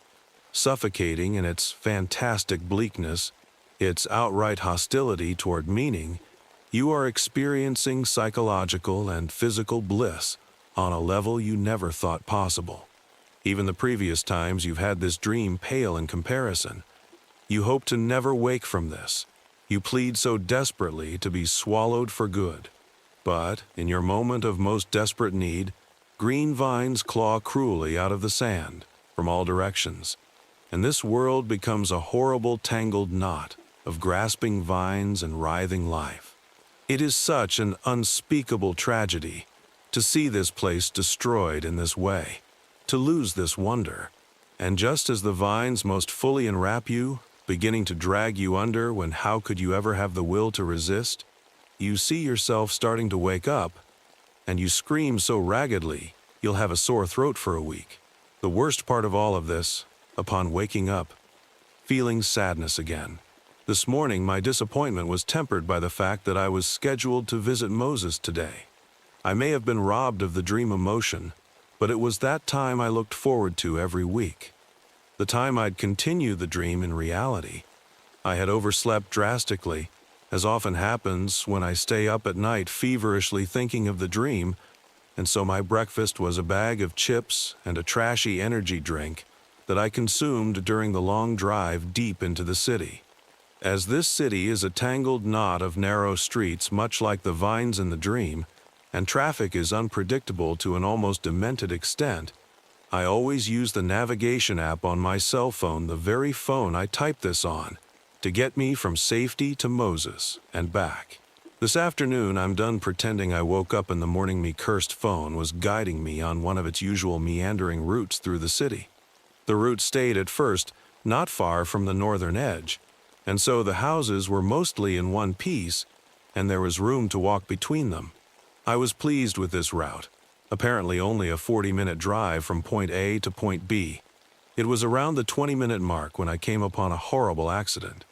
I could not tell you the number of cars there were, tangled in that awful metallic knot, but the police were waving everyone to turn left at the intersection, and so the estimated time on my navigation app shot up to 50-50, and the adventure began. I cannot understate the frustration I felt at the time.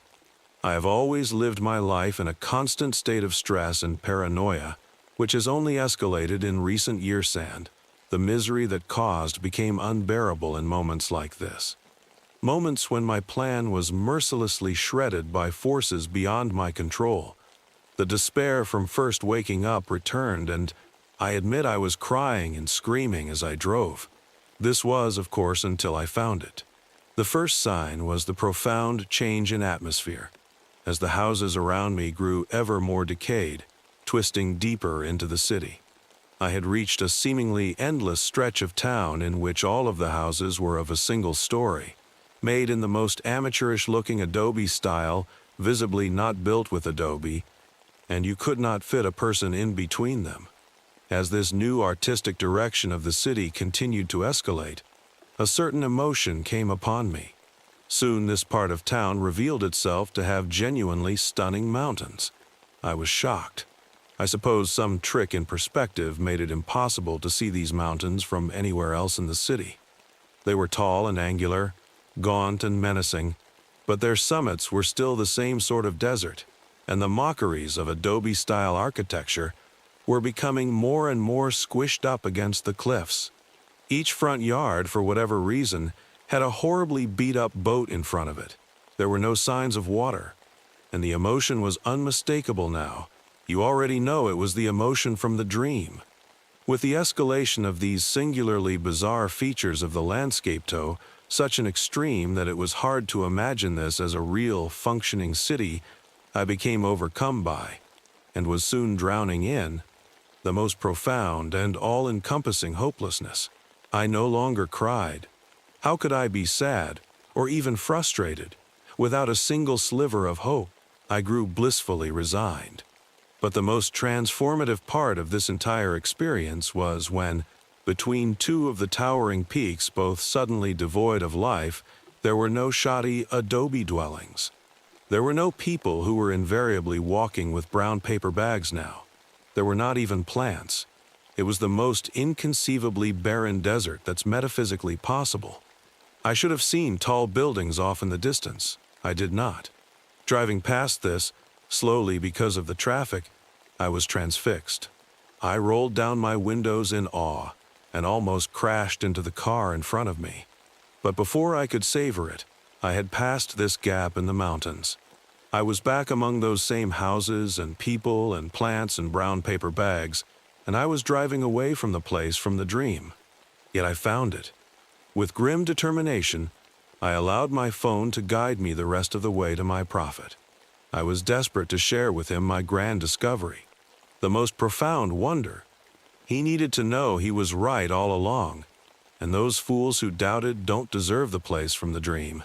Driving away, the emotion left me. "Welcome," he announced, when I made it to his hovel. "I'm sorry for being late," I said. "There's no such thing." He had already turned to head inside, so I followed.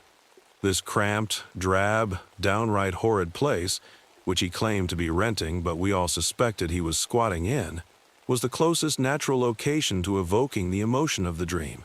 Whether this was due to some innate quality it held or simply by association, it made it so difficult to want to leave. No matter how insufferable Moses might become, the two tiny rooms that made up this wonderful hell were both dimly lit, to the point that it was hard to make out faces, and that only possible for a handful of hanging, barely operational light bulbs. They hung in a manner that was always evocative of hanging puppets. Something about the layout, possibly. I suppose I can no longer put off actually explaining to the best of my ability the dream. When I said there were two rooms, I omitted the deeply claustrophobic walk-in closet which the second one hid. He would invariably guide us, by this point only me, to that awful walk-in closet, which he called the funhouse. As he guided me by hand through the maze of rubbish to the funhouse today, he was, like always, silent. Normally there were two categories of things Moses would say. The first was, "Welcome," followed by some empty comment of some sort. The second, today the funhouse was even more cramped than last time. It was once possible to fit all of us in without skin-to-skin contact.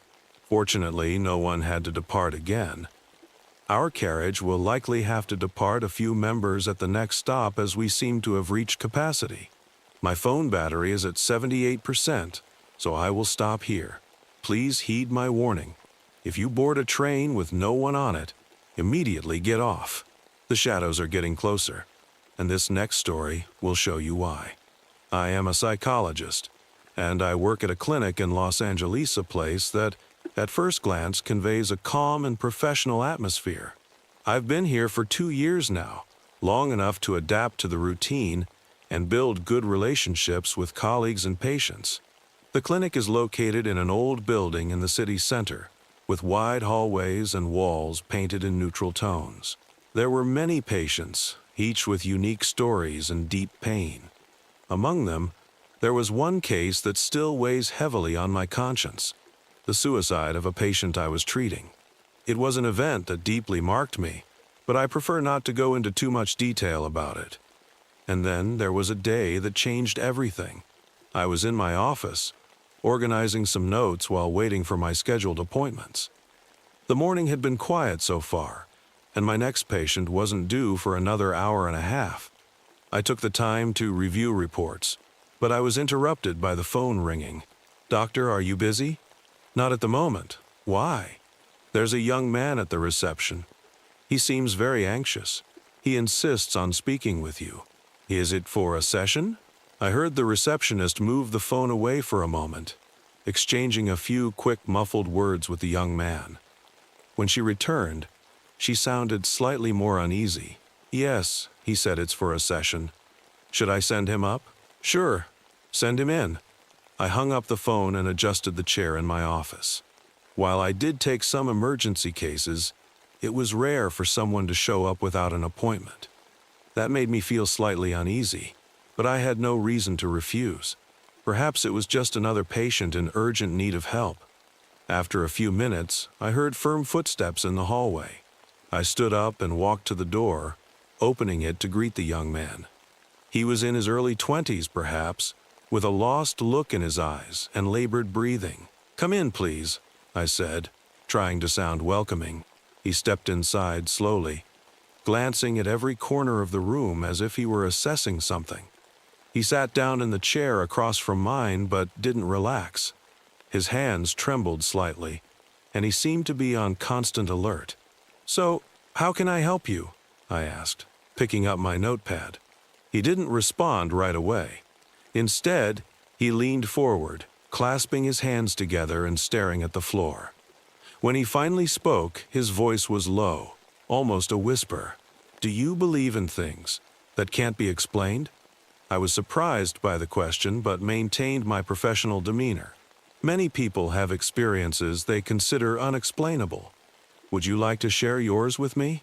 It's not a story, it's real. Something here, right now. Can you explain better? He raised his hand and pointed to the corner of the room. "It's there, right there, watching us." My heart raced, but I forced a calm smile. "What's there?" "Him," he replied, his voice disturbingly certain. His eyes didn't blink as they fixated on the empty corner of the room. Instinctively, I glanced in the direction he pointed. There was nothing there but the corner lamp and some shelves filled with books. "Can you describe what you're seeing?" I asked. He tilted his head as if listening to something. "He's tall, much taller than you or me. His skin is dark, and his eyes. No, they're not eyes. They're holes. Like portals to somewhere you should never look." I swallowed hard. His words weren't just bizarre. There was something in the way he said them that made the hair on my neck stand on end. "And what is he doing now?" He leaned forward even more, almost whispering. "Smiling. He's smiling because he knows you can see him too." I don't see anything. What are you talking about exactly?" He let out a low laugh, almost a growl. His eyes narrowed, and his face twisted into something between pity and despair. "Of course, you can't see him yet. He's patient. He likes to play. First, he lets you feel like something's wrong, like you're being watched." My heart pounded, and I felt a cold sweat begin to trickle down my temple. I tried to steer the conversation elsewhere. "And you? When did you start seeing this?" He gave a strange, tight-lipped smile. Since I heard his name. You know what they say, don't you? When you hear his name, it's like an invitation. He comes in. "Name? What name?" I asked, hesitant. "Don't say it. Don't think it. That's how he grows." Suddenly, he stood up, and I instinctively jumped in my chair. He began pacing the room in circles. "He's already here, with you. Because you asked. Because now you're thinking. He loves that. He feeds on it. And why do you think he would follow me?" He stopped abruptly, turning to me with a chilling, fixed stare. "Because he likes those who pretend they don't believe. And you're trying to pretend, aren't you?" Before I could respond, he leaned in closer. So near I could smell a metallic tinge on his breath. "When you turn off the lights tonight, he'll be in the corner of your bedroom. Just don't look. If you look, he'll never leave." My body went cold, but I tried to maintain a professional posture. "I think you might be projecting your fears," I began. But he cut me off with a dry, bitter laugh. "Projections? You know nothing, doctor. But you'll learn. You'll learn the hard way." He turned and headed toward the door. Before leaving, he stopped at the threshold without looking back. "Oh, and one more thing. He likes to whisper his name while you sleep. That's how he wakes you up." And then he left, leaving the door open behind him. I remained seated, frozen, the echo of his words pulsing in my mind. That's when I noticed the corner of the room seemed darker than before. Later, after finishing my last session of the day, I sat on the office couch to gather my thoughts. I turned on the TV, hoping for some distraction while organizing a few notes. That's when a headline flashed across the screen. "Young man jumps in front of a truck in downtown Los Angeles." My body froze, and the air seemed to vanish from my lungs as his image filled the screen.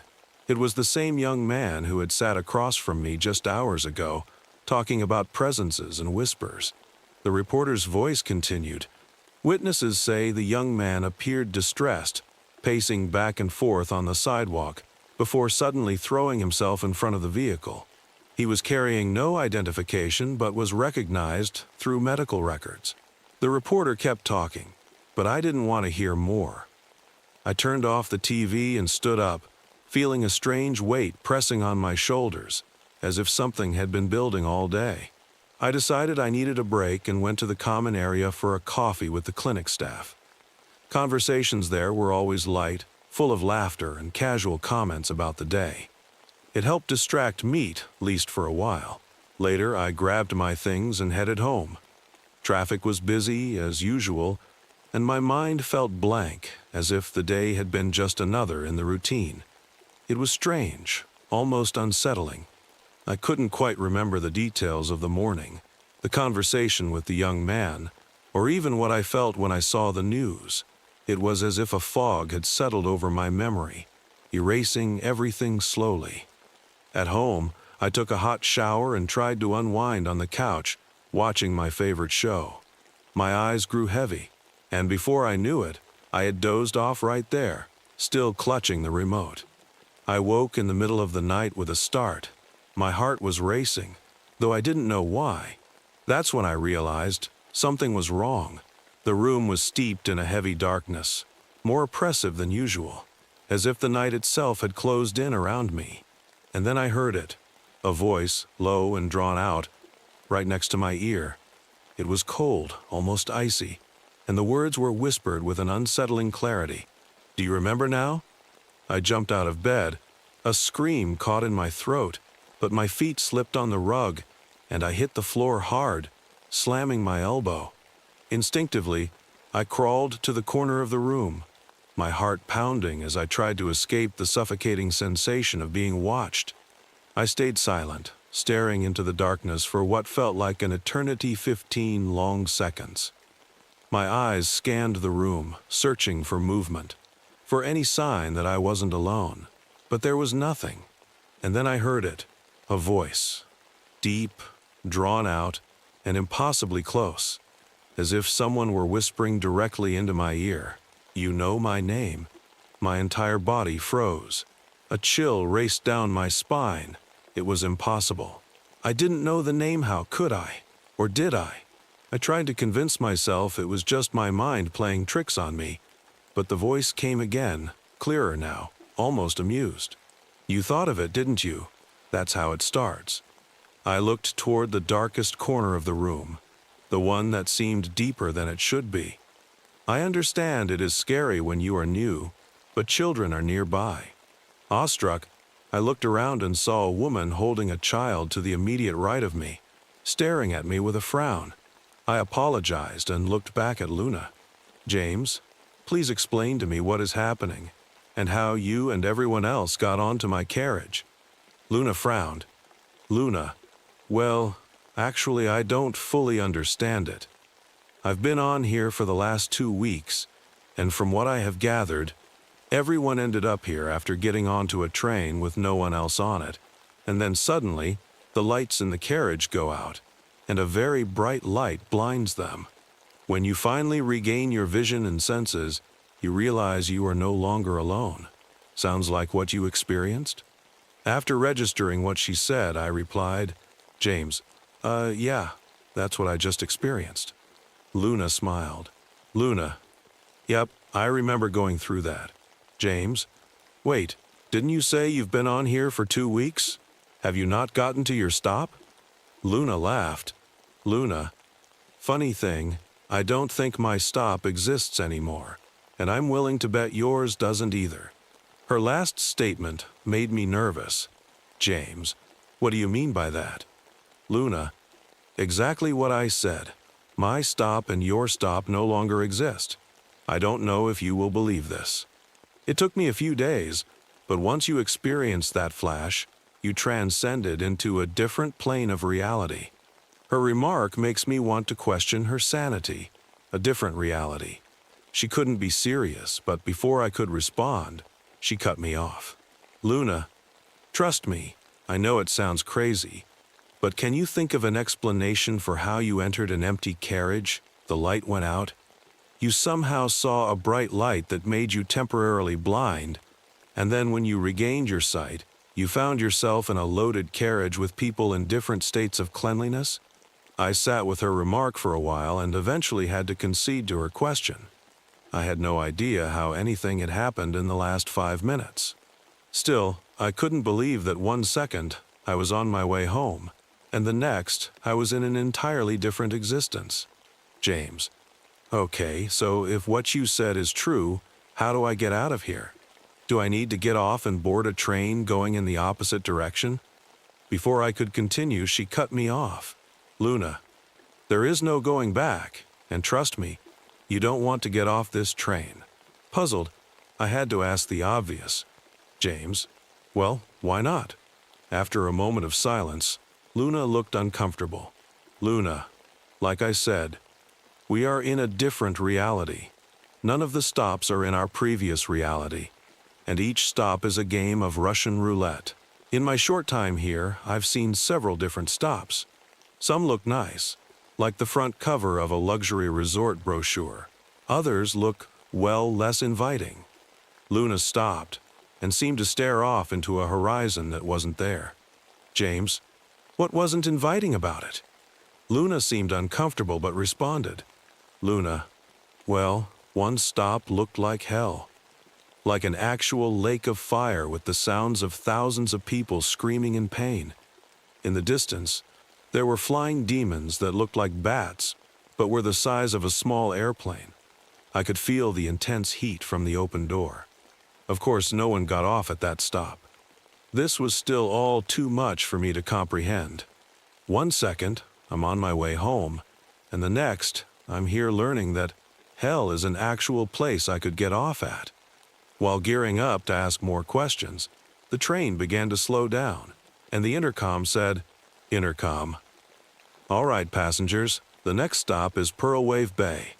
To the passengers of Carriage 48, please make sure at least 5 of you depart your carriage so we can stay in regulation.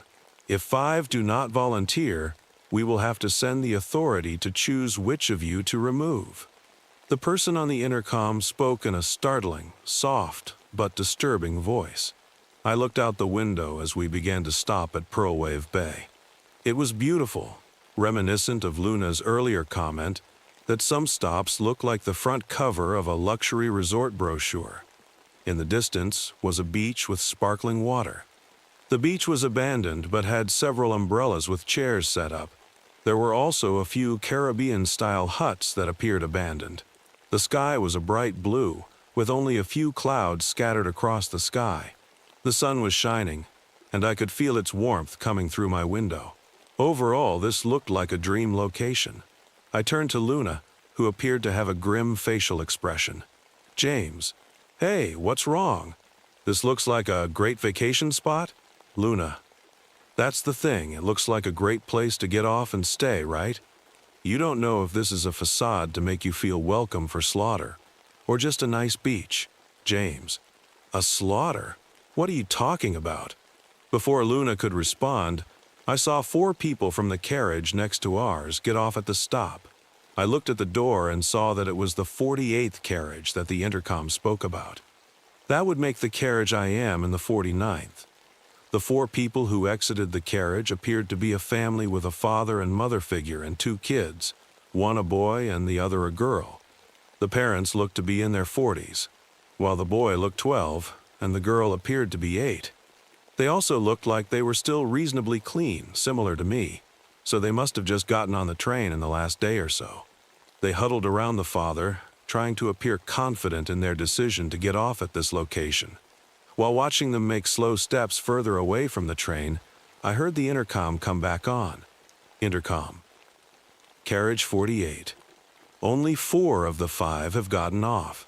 You have 30 seconds to volunteer one more person to get off the carriage. If no one removes themselves, the authority will decide for you. The last statement came through with tangible harshness. I looked at the door window into carriage 48 and saw utter panic with people arguing and pointing at one another.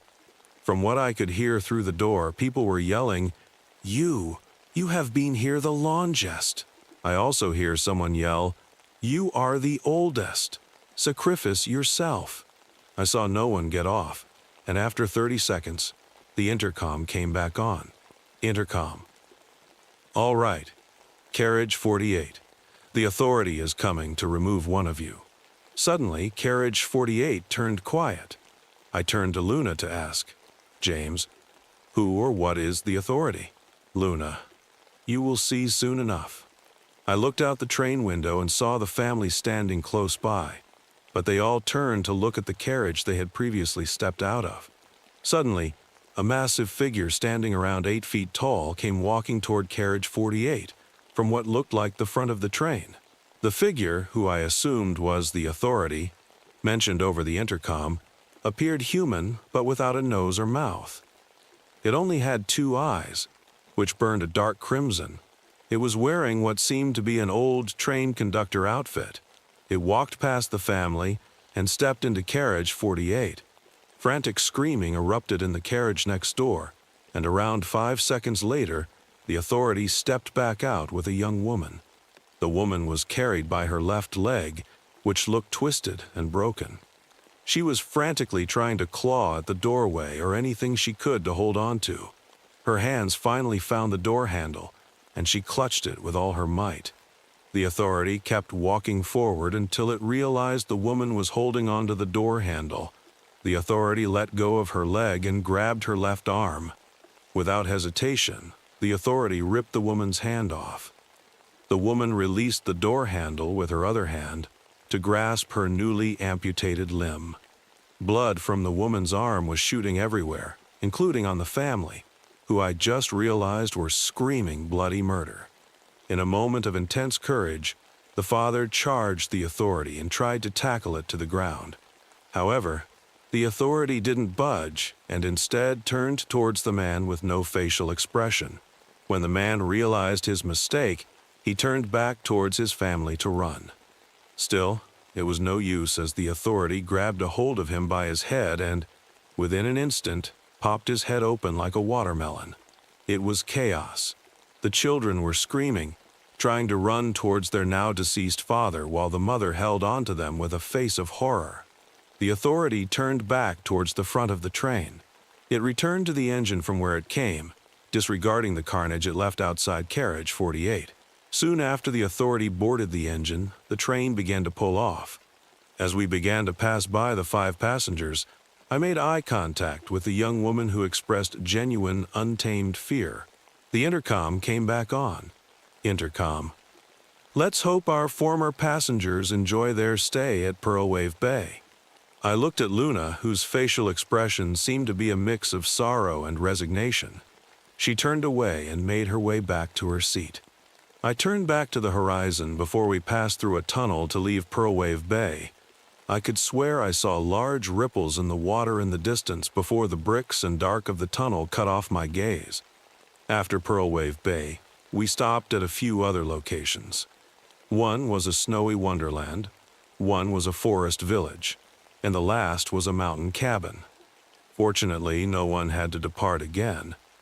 Our carriage will likely have to depart a few members at the next stop as we seem to have reached capacity. My phone battery is at 78%, so I will stop here. Please heed my warning. If you board a train with no one on it, immediately get off. The shadows are getting closer, and this next story will show you why. I am a psychologist, and I work at a clinic in Los Angeles, a place that, at first glance, conveys a calm and professional atmosphere. I've been here for 2 years now, long enough to adapt to the routine and build good relationships with colleagues and patients. The clinic is located in an old building in the city center, with wide hallways and walls painted in neutral tones. There were many patients, each with unique stories and deep pain. Among them, there was one case that still weighs heavily on my conscience: the suicide of a patient I was treating. It was an event that deeply marked me, but I prefer not to go into too much detail about it. And then there was a day that changed everything. I was in my office, organizing some notes while waiting for my scheduled appointments.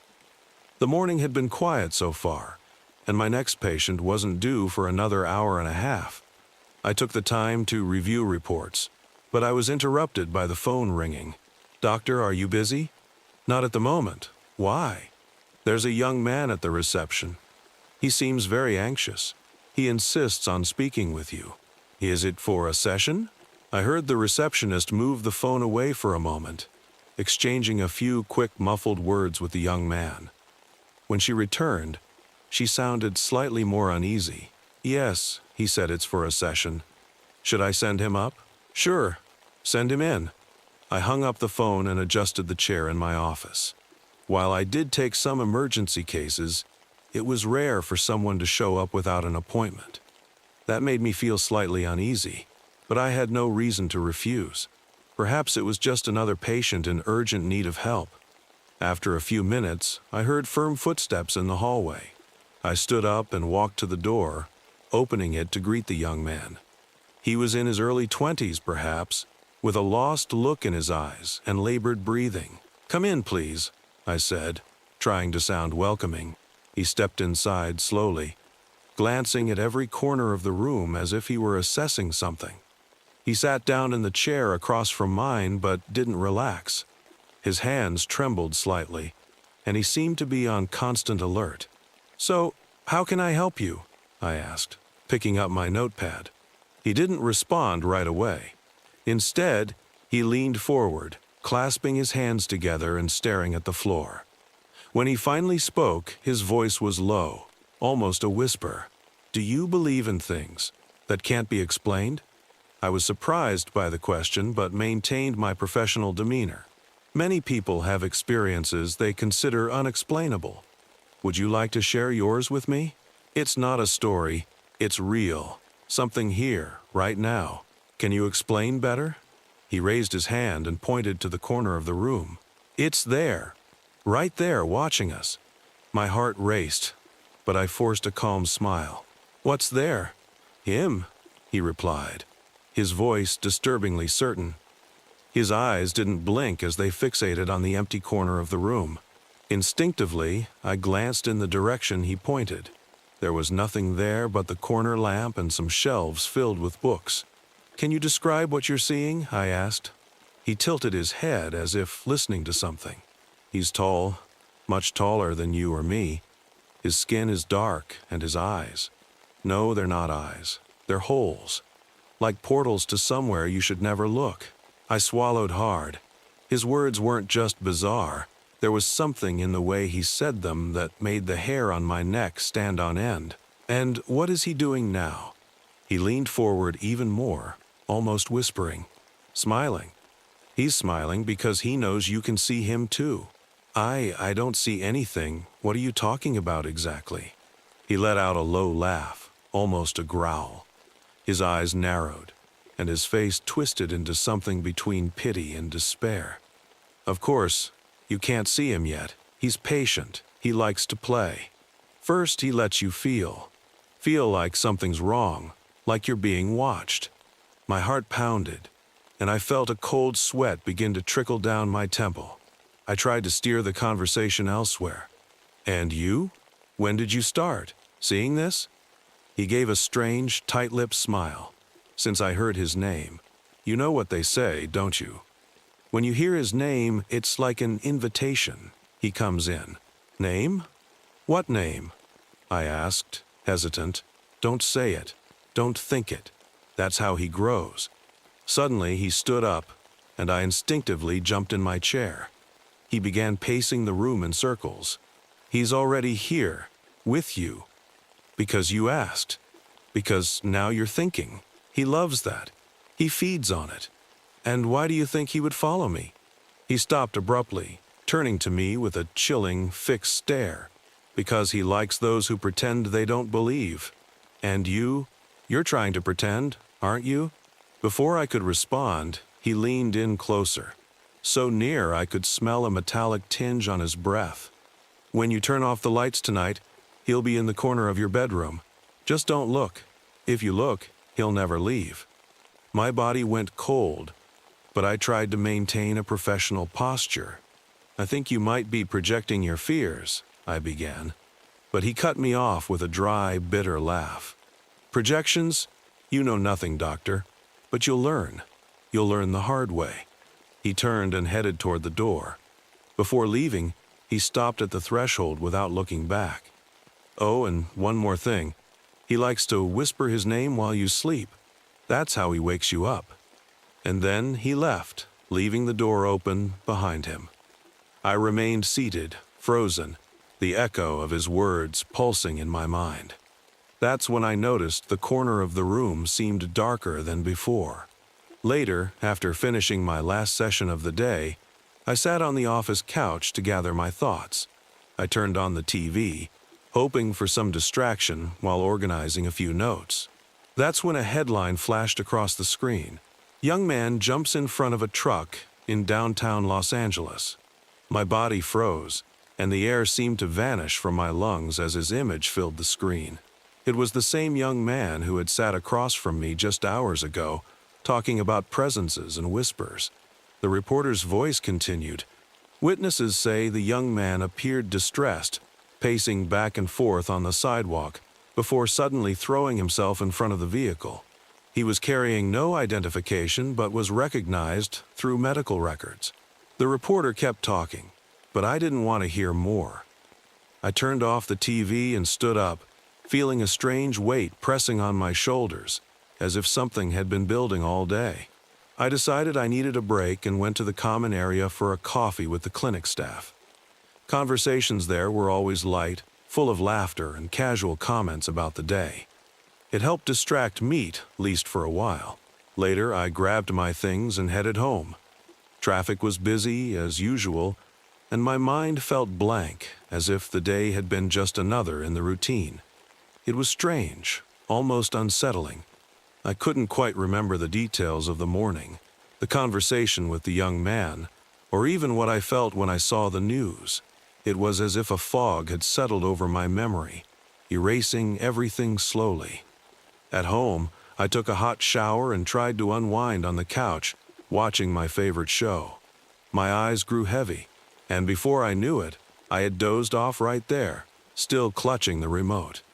I woke in the middle of the night with a start. My heart was racing, though I didn't know why. That's when I realized something was wrong. The room was steeped in a heavy darkness, more oppressive than usual, as if the night itself had closed in around me. And then I heard it, a voice, low and drawn out, right next to my ear. It was cold, almost icy, and the words were whispered with an unsettling clarity. "Do you remember now?" I jumped out of bed. A scream caught in my throat, but my feet slipped on the rug, and I hit the floor hard, slamming my elbow. Instinctively, I crawled to the corner of the room, my heart pounding as I tried to escape the suffocating sensation of being watched. I stayed silent, staring into the darkness for what felt like an eternity, 15 long seconds. My eyes scanned the room, searching for movement, for any sign that I wasn't alone. But there was nothing. And then I heard it, a voice, deep, drawn out, and impossibly close, as if someone were whispering directly into my ear. "You know my name." My entire body froze. A chill raced down my spine. It was impossible. I didn't know the name. How could I? Or did I? I tried to convince myself it was just my mind playing tricks on me. But the voice came again, clearer now, almost amused. "You thought of it, didn't you? That's how it starts." I looked toward the darkest corner of the room, the one that seemed deeper than it should be. The darkness there wasn't normal, it was dense, like a void devouring the faint light around it. "Who's there?" I called out, my voice trembling. Silence answered me, but not for long. Something moved within the blackness, a slow, fluid motion that was almost imperceptible. Then, whatever it was took a step forward, and I saw her, tall with that twisted smile and impossible teeth, exactly as the young man had described. She stopped, tilting her head at me as if studying a fragile, frightened animal. "You know my name," she said again, but this time I realized something horrifying. It wasn't just one voice, it was a chorus, a cacophony of voices speaking in unison. Some sounded human, others didn't. "I don't know," I screamed, desperate, pressing myself against the wall as if I could disappear into it. Her smile widened, grotesque, unnatural until it seemed to split her face apart, revealing rows of teeth that didn't belong to anything from this world. You don't have to say it, just thinking is enough. She began to glide toward me. Her movements weren't natural. It was as if she was floating, her feet barely brushing the floor. The closer she got, the colder the room became, the chill sinking into my bones. Her smile stretched impossibly wide, her eyes if they were eyes fixed on me, with a hunger I couldn't comprehend. "You're mine now," she hissed, her voice dragging like a knife across stone.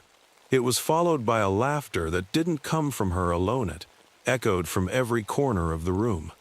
I couldn't move. I wanted to scream, to run, to fight, but my body refused to respond, as if I had been swallowed whole by a nightmare. She leaned in closer, her face now so near that I could feel an icy cold emanating from her. "Don't fight it. It's better when you accept." And I did. I accepted Vojijavmo into my life. At first, I resisted, I fought, but no matter how hard you try to run, she always finds a way back in. When I finally stopped fighting, everything changed. There was no more fear, no more pain. Only a feeling, indescribable. It's the best thing I've ever felt. Now I see the world as it truly is, with all its dark secrets and whispered truths. Vojijavmo showed me everything. She gave me freedom, power, and a purpose I never knew existed. And now you know her name too. That's all she needs. Just the sound of it, or even the thought, is enough to open a door. Don't try to ignore this. Don't try to forget her. The more you try, the stronger she becomes. Look at the darkest corner of your home. It doesn't have to be now, it can be later, when you're alone, and the silence begins to weigh on you. But be careful. Once you see her, she will never leave. She's waiting. I love you, Vojijavmo. You've made it this far, but the next story might just be too much. I've spent my entire professional life studying the Titanic, but nothing could have prepared me for how deeply the ship would eventually consume me. My name is Dr. Michael Hartley, and I'm a maritime historian specializing in the RMS Titanic.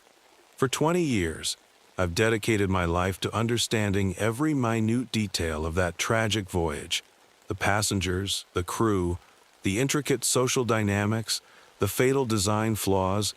What began as academic fascination gradually transformed into an obsession that would ultimately unravel my entire perception of reality. The artifact came from a private collection in Southampton. An elderly collector, Harold Jameson, had contacted me after hearing about my reputation. He claimed to have something unusual, personal effects recovered from the wreckage that had never been properly documented. Most researchers would have been skeptical, but my hunger for untold stories always outweighed my caution. When the package arrived, it was surprisingly modest. A small leather satchel, water-stained and fragile, contained what appeared to be personal documents, a tarnished locket, and a small fragment of fabric. The moment my fingers brushed against the items, something felt different. A chill ran down my spine that had nothing to do with the room's temperature. The fabric was what caught my attention first. A small, roughly triangular piece of third-class passenger clothing, coarse, dark wool, with intricate stitching. As I examined it under my magnifying glass, the edge unexpectedly caught my skin. A thin, precise cut opened across my palm, tiny droplets of blood immediately welling up. I should have cleaned the wound immediately. I should have been more careful. But something about the artifact held me transfixed. The blood seemed to absorb into the fabric. Not seep, not stain, but absorb, like the material was drinking it.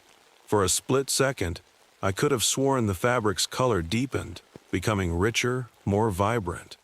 That was the first moment I heard the whispers. Faint at first.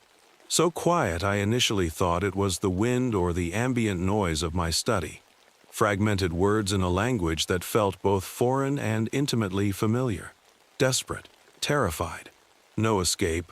Water rising. God help me. I dismissed it as imagination. Exhaustion from weeks of intense research.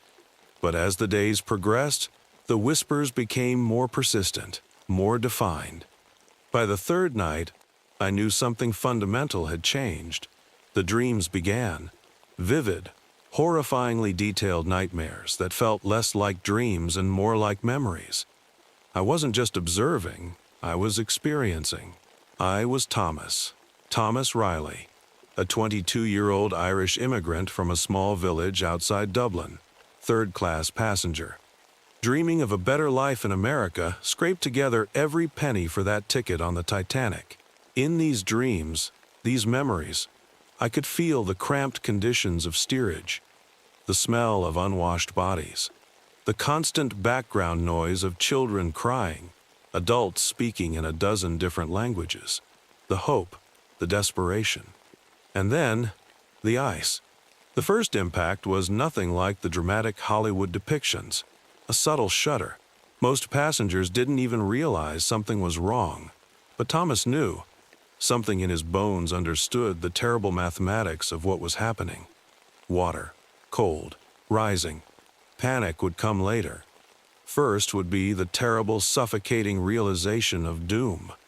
Each night, the dreams grew more intense, more real. I would wake up drenched in sweat, my lungs burning, convinced I was drowning. My sheets would be damp, smelling of salt and industrial coal smoke. Something was happening to me. Something I couldn't explain. The cut on my hand didn't heal properly. What began as a simple wound transformed into something different. The skin around the cut remained perpetually raw, with an iridescent quality that shifted colors when caught in certain light. Blues and grays, like deep ocean water. Sometimes, if I stared too long, I could swear the wound moved, not visibly, but with a subtle internal rippling. My research became increasingly erratic. Colleagues noticed the change. Dr. Elizabeth Moreau, my longtime research partner, approached me during a conference. her concern etched deep in the lines of her face. "Michael, you look terrible," she said, not unkindly. "When was the last time you slept?" I couldn't tell her about the dreams, about Thomas, about the memories that weren't mine. The artifacts from the Southampton collection began to consume my every waking moment. I cataloged them obsessively, discovering minute details that had escaped previous researchers. A ticket stub with a partial fingerprint, a fragment of a letter, water-damaged but still partially legible, a brass button from a third-class steward's uniform. Each item seemed to pulse with an energy I couldn't explain. The whispers grew stronger. During the day, they were subtle, background noise that could be mistaken for the hum of fluorescent lights or the distant murmur of traffic. But at night, they became a symphony of terror. Hundreds of voices, overlapping, desperate. The water, can't breathe, too cold. I started keeping a journal, not for academic purposes, but as a desperate attempt to maintain my sanity, to track the progression of whatever was happening to me. Entry October 17th. The dreams are becoming more specific. I'm not just experiencing Thomas's memories.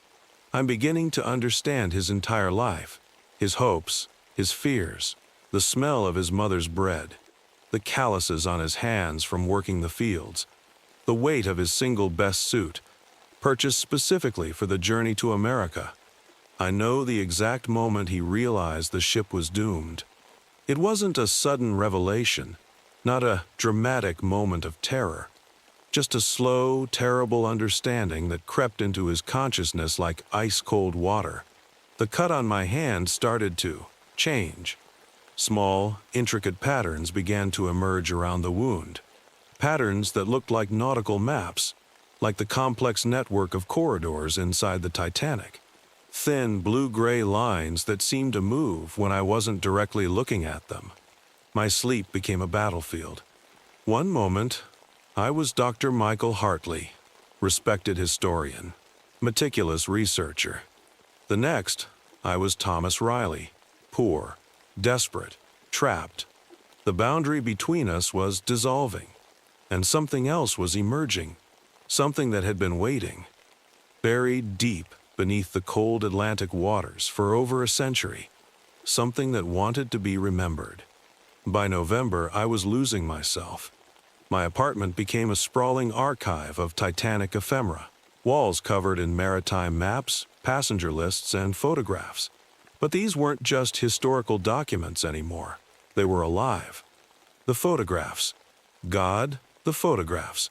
Third-class passengers frozen in sepia-toned moments would shift when I wasn't looking directly at them. Faces would turn slightly. Eyes would follow me. Not all of them, just select images. Always the ones showing people who would die that night. Thomas's memories were no longer confined to dreams. I could taste the salt water during faculty meetings, feel the impossible cold of the Atlantic while lecturing about maritime engineering. Sometimes, mid-sentence, I would forget who I was. Was I the professor or the desperate young immigrant clutching a wooden panel in freezing water? The wound on my hand had become a map, literally.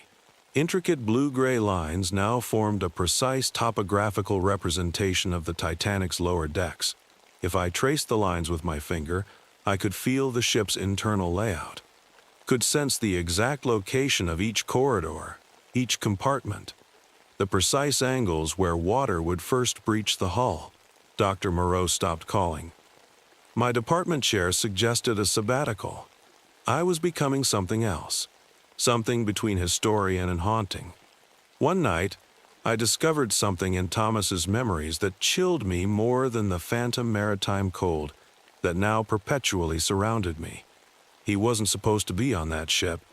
His original ticket, for a smaller vessel leaving a week earlier, had been lost, stolen actually, by a man whose name was never recorded in any manifest, a man whose face Thomas remembered with a strange, specific terror, a man who seemed to know what was coming. The whispers grew more insistent, no longer just memories of terror and drowning. Now they carried something else. A warning. He is coming. He has always been coming. I realized then that the haunting wasn't about the ship. It was about something much older, much darker, and I was just beginning to understand. Christmas came, and with it, a strange peace. The whispers didn't stop, but they changed. Thomas's memories became less a torment and more a companionship. I understood now that he wasn't trying to possess me. He was trying to warn me. Dr. Elizabeth Moreau visited me on Christmas Eve. I hadn't seen her in months, and the concern in her eyes told me I looked as fractured as I felt. "I brought you something," she said, placing an old leather-bound journal on my desk. It was my grandmother's. She was a maritime historian, too, I thought. "Well, I thought you might appreciate it." The journal belonged to a researcher from the 1930s, someone who had been investigating the Titanic long before modern technology made such research easier. As Elizabeth left, I opened the pages. Tucked between yellowed sheets was a photograph. Not of the Titanic, not of any passenger. A man, standing alone on a foggy pier, his face, partially obscured but familiar in a way that made the hair on my neck stand up. The man from Thomas's stolen memory. That night, the wound on my hand, now a living map of maritime tragedy, began to speak differently. No longer desperate whispers of drowning, but something more measured, more intentional. Some stories are meant to be remembered. Some warnings must be carried. I understood then that Thomas's spirit wasn't a victim. He was a guardian. The cold that had haunted me for months began to recede, not completely, but enough that I could breathe, enough that I could think clearly. Outside my window, snow fell, pure, silent, and for the first time since touching that artifact, I felt something like hope. The story wasn't over, but I was no longer afraid. At least, not completely. The last story was unsettling, but the real nightmare is about to unfold. King Island loomed out of the mist like a ghostly lookout in the middle of the Bering Sea. The island, barely a mile wide and a mile long, was a rugged outcrop of steep slopes and jagged cliffs. Perched precariously on these cliffs was a village of stilted huts, abandoned for over 50 years. The village, once home to the Asuluk people of the sea, now stood as a skeletal remnant of a long-gone era, its structures creaking in the wind, and its pathways overgrown with a tangle of hardy vegetation. The absolute isolation of King Island was precisely what had drawn Michael Pay, a seasoned urban explorer and popular YouTuber, to its shores. Michael had built a substantial following by documenting the forgotten corners of the world, places where history and decay intertwined to tell silent, haunting stories. King Island, with its unique history and haunting desolation, was a perfect addition to his channel. It was strictly against the rules, but he was determined to stay overnight, capturing footage that would mesmerize his audience and cement his reputation as a fearless explorer. As the daily tourist boat approached the island, Michael stood at the bow, his camera already recording the approach. The tourists around him chattered excitedly, their voices a stark contrast to the overwhelming silence of the island. The guide's voice echoed through a megaphone, recounting the history of the Asuluk and the village's abandonment, but Michael barely listened. He had done his research into this place, and his mind was already focused on the night ahead. The boat docked at a small rickety pier, and the tourists disembarked, their cameras clicking as they took in the haunting scenery. Michael hung back, though, his heart pounding with feelings of excitement and trepidation. He watched as the tourists were shepherded around by the guide, their visit limited to a relatively few safe spots. When the time came for the group to return to the boat, Michael discreetly slipped away, hiding behind one of the stilted huts until the sound of the boat's engine faded into the distance. Now, alone on King Island, Michael felt an uncomfortable chill, one that had nothing to do with the temperature.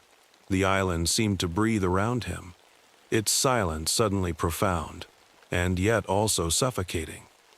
He glanced at his watch. It was just past noon. He had several hours of daylight left to explore and document the village before nightfall. Slinging his backpack over his shoulder, He set off up the steep slope, his camera capturing every creak of wood and rustle of wind-blown grass. For Michael, the true adventure had now begun, and he had no idea of the terror that awaited him in the darkness. As dusk settled over King Island, the final rays of sunlight painted the abandoned village in hues of deep orange and shadowy blue. Michael had spent the afternoon methodically exploring and recording the empty huts and narrow pathways. Now, with the boat back to the mainland long departed, he was truly alone. He chose a relatively intact hut perched on a steep slope for his base camp, its weathered wood and rusted nails offering a semblance of shelter against the encroaching night. He set up his gear meticulously, arranging his camera equipment to capture a 360-degree view of the hut's interior. As the darkness deepened, Michael turned on his flashlight, its beam cutting through the thickening gloom. He spoke into his camera, narrating his thoughts and observations about the ghostly silence and the desolate beauty of the place. His voice sounded unnaturally loud against the backdrop of the island's quiet. With the camera running, Michael ventured outside to continue his exploration under the cover of night. The village felt different in the dark. It was more sinister, as if the shadows themselves were alive. As he walked, he noticed the wind had picked up, creating an eerie symphony as it whistled through the stilts and cracked wooden beams. Then came the first noise, a faint, rhythmic tapping, like the sound of footsteps on the wooden planks. Michael froze, his flashlight beam darting toward the source of the noise.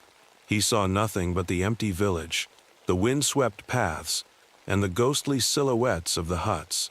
He shook his head, convincing himself it was just the wind playing tricks on his mind. Continuing his exploration, Michael reached a clearing that overlooked the sea. The moon hung low and heavy, casting a silver glow over the water.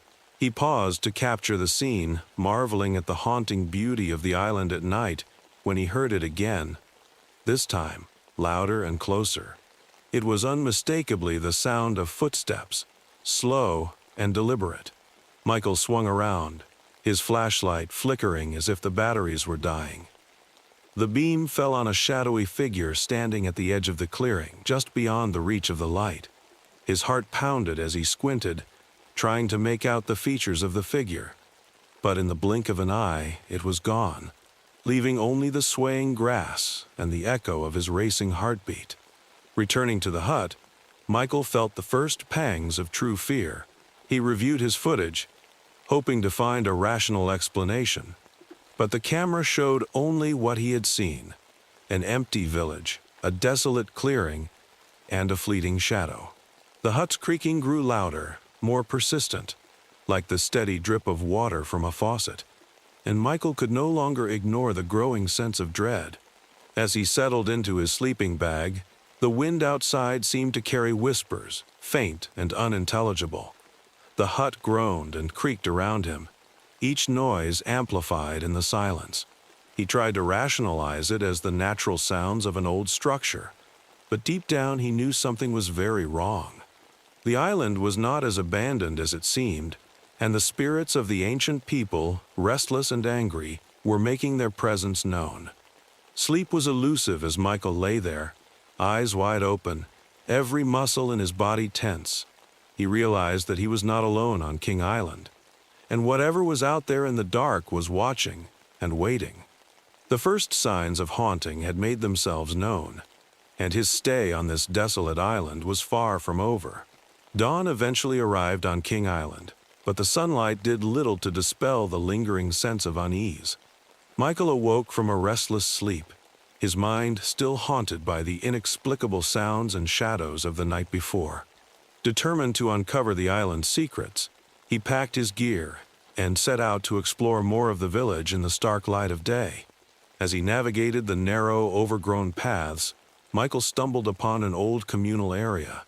The remains of a large fire pit, surrounded by weathered totems and carvings, hinted at the rich cultural civilization that once thrived here. Intricate markings, some almost faded beyond recognition, decorated the totems, telling stories that Michael could only guess at. He documented everything with meticulous care, feeling a strange mix of excitement and dread. In one of the huts, Michael discovered a small, ornately carved box. Inside, he found a collection of artifacts, stone tools, bone carvings, and what appeared to be a ceremonial mask. As he lifted the mask, a sudden chill swept through the room, and he felt as though unseen eyes were watching his every move. He quickly replaced the mask and closed the box, but the feeling of being observed lingered. The day passed in a blur of discoveries and mounting tension. The more Michael uncovered, the more the island seemed to respond. Objects began to move on their own. A stone rolling across the floor, a door creaking open without a breeze to move it. Whispers filled the air, barely audible, elusive, and just beyond the range of comprehension. At times, he swore he caught glimpses of figures out of the corner of his eye, but they vanished the moment he turned to look. As evening approached, Michael retreated to the hut to review his footage and conduct some research on the Asuluk tribe. Using a satellite internet connection, he delved into historical records and anthropological studies. He learned that the Asuluk had lived on King Island for generations, thriving in their unique and challenging environment. However, the records grew vague and unsettling when describing the tribe's sudden departure. According to local folklore and a number of academic sources, the Asuluk had been driven away by the spirits of an even older civilization. These ancient spirits, it was said, were powerful and hostile, angry at the intrusion of the living on their sacred land. The tribe's shaman had reportedly tried to appease the spirits with rituals and offerings, but in the end, the Asuluk had no choice but to abandon the island, leaving their homes and possessions behind. This realization hit Michael hard. The spirits he had sensed were not just figments of his imagination or mere remnants of the past. They were real and dangerously active. As the sun again dipped below the horizon, plunging the island into darkness once more, the paranormal activity escalated to a terrifying level. The whispers grew louder and more coherent, forming disjointed phrases in a language Michael could not understand. Shadows flitted across the walls, sometimes taking on humanoid shapes that seemed to reach out to him. Objects flew across the room with violent force, and the temperature plummeted, making his breath visible in the frigid air. Michael's camera, which he had left running in the corner of the hut, captured everything. The whispers, the shadows, even the flying object. He knew he had irrefutable evidence of the haunting, evidence that could propel his YouTube fame to new heights. But the triumph of that realization was overshadowed by sheer terror. He was no longer just an observer. Now he was a target. Frantically, Michael searched through his notes and footage, hoping to find some clue that might help him survive the night. He realized that the spirits were growing increasingly aggressive, perhaps sensing his fear, or maybe just angered by his intrusion into their domain. The tales of the Asuluk shaman came back to him, and he wondered if there was any way to replicate their rituals, to somehow appease the spirits long enough for him to escape. Outside, the wind howled, and the hut's aging structure groaned under the pressure of the unseen forces. Michael knew he was running out of time. With trembling hands, he began to set up a makeshift altar using the artifacts he had found, hoping against hope that he could survive until the boat returned the next day. His second night here was far from over, and the spirits of King Island were closing in. The midnight air on King Island was thick with an unnatural chill, and it felt as if the island itself had been plunged into an abyss of despair. Michael's makeshift altar stood in the center of the hut, the artifacts arranged with a desperate hope that they might placate the vengeful spirits. But as he knelt before it, clutching the ceremonial mask, the atmosphere inside the hut grew increasingly oppressive. Without warning, a deafening crash reverberated through the hut. The walls shuddered as unseen malevolent forces battered them from all sides. Michael scrambled to his feet, heart pounding, as a ghostly figure materialized in front of him. It was a translucent vision of an ancient shaman, eyes burning with an ethereal fire. The spirit's mouth moved, emitting a guttural chant that resonated deep within Michael's bones. Before he could react, the shaman raised a spectral hand, and Michael was thrown backward by an invisible force. He crashed into the far wall, pain radiating throughout his body. The mask slipped from his grasp, skidding across the floor. Struggling to breathe, he watched in horror as the room filled with more ghostly apparitions. Men, women, and children of the ancient tribe, their faces contorted with anger and sorrow.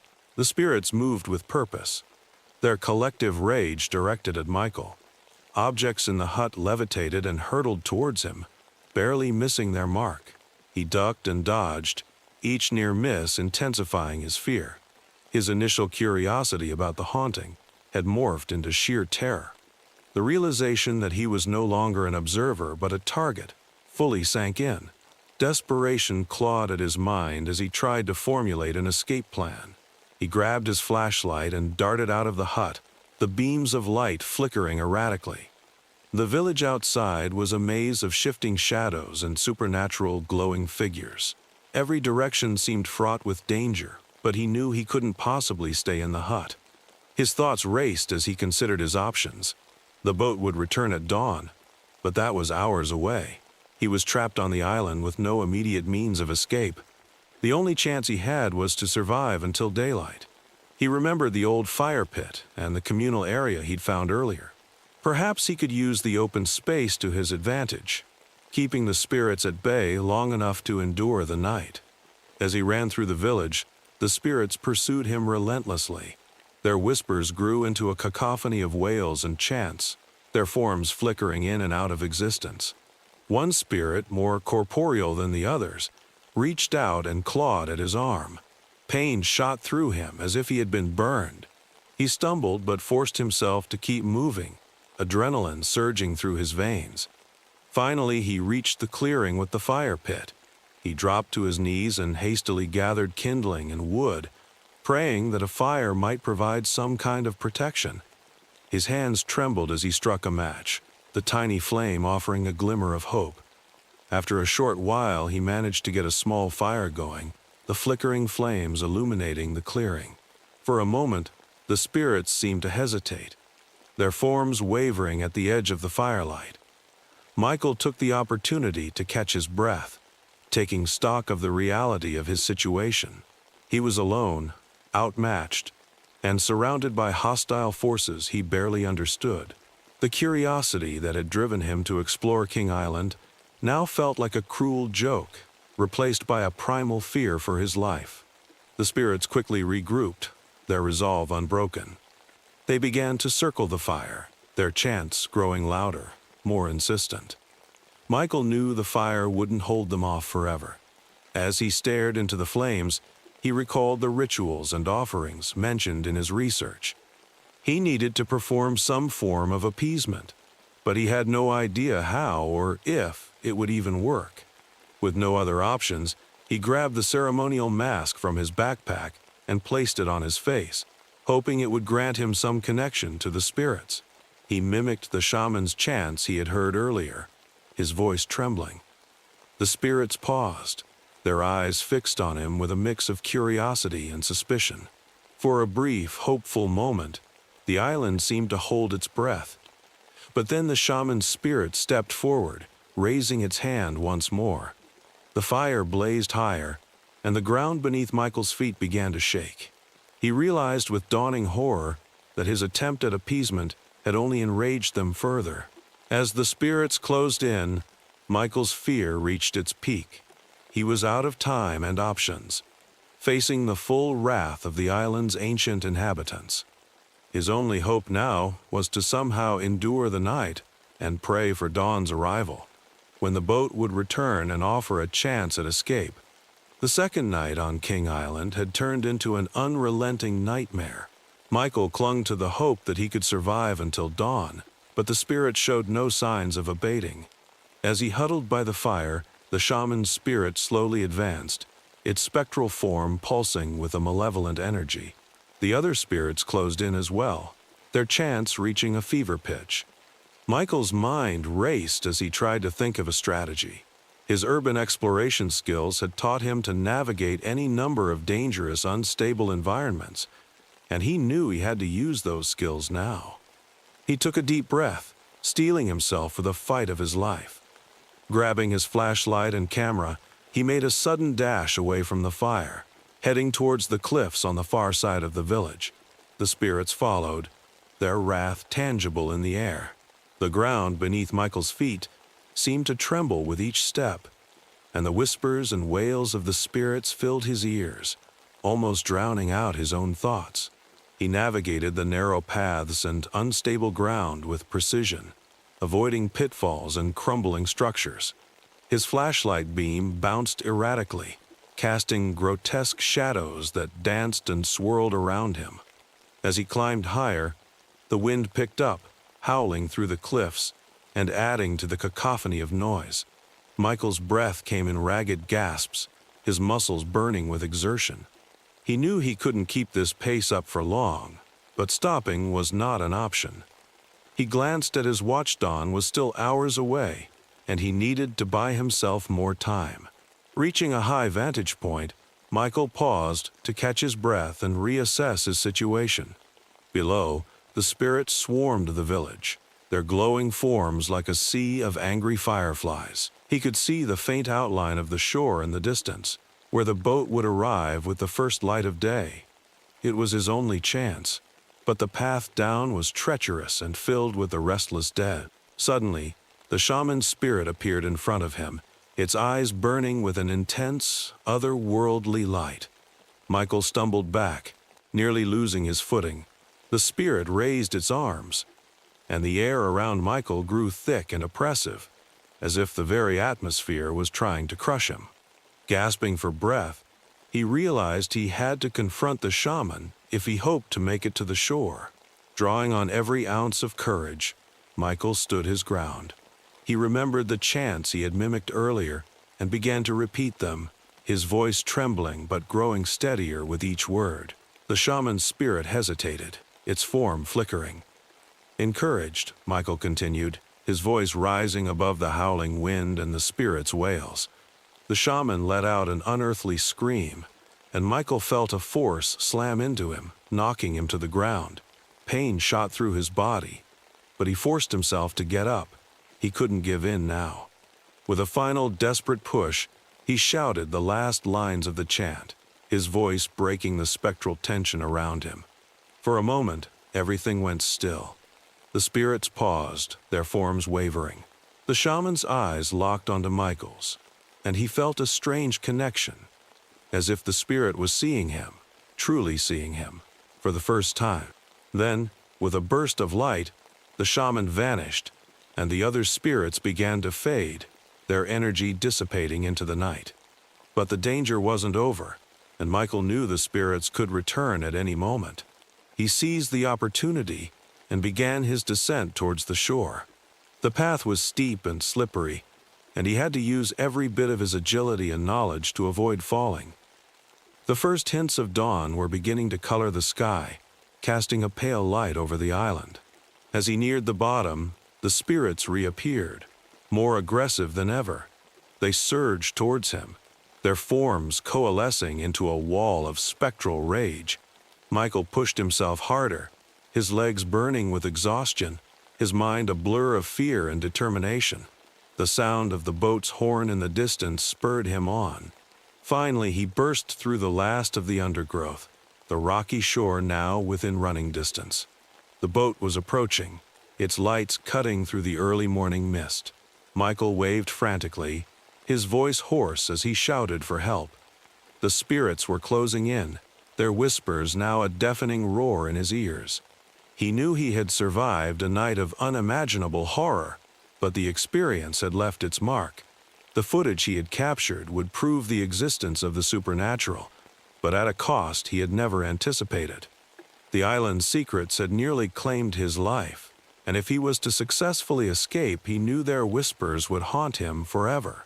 As the first light of dawn finally pierced through the dense fog, Michael reached the shore, his body bruised and battered, his spirit frayed by the night's harrowing ordeal. The sounds of the spirits' whispers were now a deafening roar behind him, urging him to run faster, to escape their wrath. He stumbled over the rocky terrain, each step fueled by sheer desperation. Just as he feared the spirits would catch him, the tourist boat's horn blared in the distance. The vessel's lights cut through the mist, a beacon of salvation. Michael waved his arms frantically, his shouts for help merging with the cries of the spirits. The crew on the boat spotted him, and the boat made a swift turn towards the shore. As Michael neared the edge of the water, the spirits surged forward, their forms more solid and menacing than ever. But as the boat approached, the spirits recoiled, unable to follow him any further. An invisible barrier seemed to hold them back, their glowing eyes burning with frustration and anger. They hovered at the shore, their wails rising to a fever pitch, before they began to dissolve in the light of the rising sun. The boat crew threw a rope ladder over the side, and Michael grabbed it with shaking hands, climbing aboard with the last of his strength. He collapsed onto the deck, gasping for breath, his body trembling uncontrollably. The crew surrounded him, their faces etched with concern and confusion. "Are you all right, buddy?" one of the crew members asked, kneeling beside him. Michael struggled to sit up, his voice hoarse and weak. "You have to believe me," he said, his words tumbling out in a rush. "The island, it's haunted. The spirits, they tried to kill me." The crew exchanged skeptical glances. The captain, a grizzled man with a weathered face, stepped forward. "You must have had one hell of a couple of nights," he said, his tone dismissive. "These old places can play tricks on the mind, especially when you're out there alone." "No, you don't understand," Michael insisted, his eyes wide with urgency. "I have proof. The spirits, they were real. I have it all on camera." The crew members helped him to a bench, offering him water and a blanket. Despite his frantic explanations, they seemed to attribute his fear to the isolation and stress of spending 2 nights on the deserted island. They murmured soothing words, assuring him he was safe now, but their expressions remained doubtful. Having taken a roll call of passenger numbers, they had eventually realized that Michael was missing. Consequently, the tourist trip had been canceled for the day while they attempted to find him, if necessary, and bring him back to the mainland. As the boat pulled away from King Island, Michael looked back one last time. The spirits had faded into the morning light, leaving only the desolate village behind. The haunting cries and ghostly figures were gone, but their presence lingered in his mind. He knew what he had experienced was real, and the footage on his camera would prove it. Yet as he clutched the camera to his chest, he realized that convincing others of the truth would be an entirely different battle. The boat's engines hummed steadily as they made their way back to the mainland. Michael closed his eyes, exhaustion washing over him. He had narrowly escaped with his life, but the memories of King Island would haunt him forever. Back on the mainland, Michael retreated to the familiarity of his small rented apartment, still reeling from the nightmarish events on King Island. His body bore the bruises and scratches of his encounter with the spirits, but it was the scars on his mind that weighed heaviest. He knew for certain that he had captured everything on camera, the whispers, the apparitions, the terrifying manifestations of the spirits, but as he sat down to review the footage, a gnawing fear crept over him. This footage would send him into the YouTube stratosphere if it had captured his ordeal fully. With trembling hands, he plugged in his camera and opened the files. To his astonishment, the footage played smoothly, every moment vivid and clear as if he were reliving the night all over again. The camera had captured the eerie glow of the spirits, their ethereal forms moving with a haunting grace. The whispers echoed through the speakers, sending a chill down his spine even in the safety of his apartment. Michael felt emotions of relief and dread. He now had undeniable proof of the paranormal activities on King Island, footage that could potentially validate his terrifying experience. But as he contemplated sharing the footage with the world, a series of strange occurrences began to unfold around him. It started with subtle noises, a faint tapping on the windows, whispers that seemed to linger in the corners of the room. Michael dismissed them at first, attributing them to nerves and exhaustion. But as the days passed, the occurrences grew more pronounced. Objects moved on their own. A chair scraped across the floor when he turned his back. A picture frame tilted askew without explanation. The air in his apartment felt heavy, as if charged with an unseen presence. Michael's sleep became fitful, plagued by dreams of shadowy figures and echoing chants. He knew then that the spirits had not stayed behind on King Island. They had followed him, their presence lingering like a dark cloud over his life. Fear gnawed at him day and night, his once passionate pursuit of urban exploration now tainted by the specter of the supernatural. He hesitated to release the footage on YouTube, unsure of the consequences it might bring. Would sharing the proof of the spirit's existence invite more torment, more relentless haunting? In a moment of desperate clarity, Michael decided. He deleted the footage, erasing all the evidence of his ordeal on King Island. It was perhaps a futile attempt to appease the spirits, to erase any trace of their presence from his life. But deep down, he knew it wouldn't be enough. The spirits had marked him, and they would not rest until they had exacted their toll.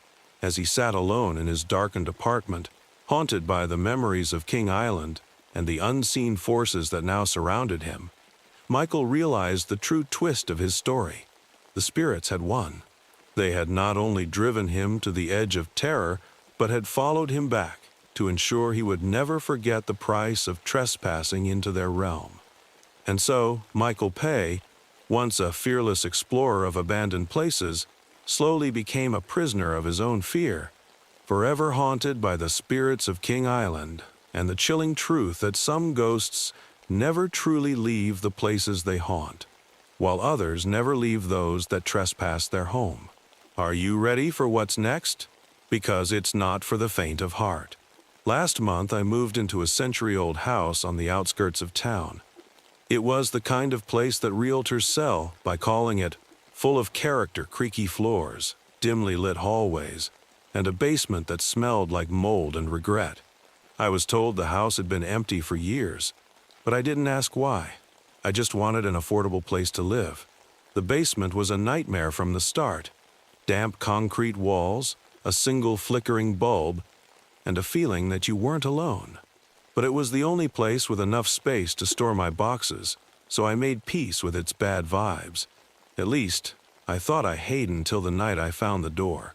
It started with the noise. A faint scraping sound, like fingernails dragging across wood, woke me up at 2:13 a.m. I brushed it off as the house settling until it happened again the next night. And the next. Finally, I grabbed a flashlight and headed down to the basement, determined to find the source. The scraping was louder in the basement, coming from behind one of the walls. I followed the sound and noticed something strange. One part of the wall had seams that didn't match the rest, as if it had been patched up hastily. The more I stared at it, the more it looked wrong, like it didn't belong there. I don't know what came over me, but I grabbed a crowbar and started prying at the seams. The drywall gave way easily, revealing a small wooden door about 3 feet high. It had no handle, just a series of strange carvings burned into the wood symbols that looked ancient, almost alive. I felt sick just looking at them, but the scraping sound had stopped, and the silence was worse. I should have left it alone. I should have turned around, walked back upstairs, and sealed that wall forever. But something about the door pulled at me, like it wanted to be opened.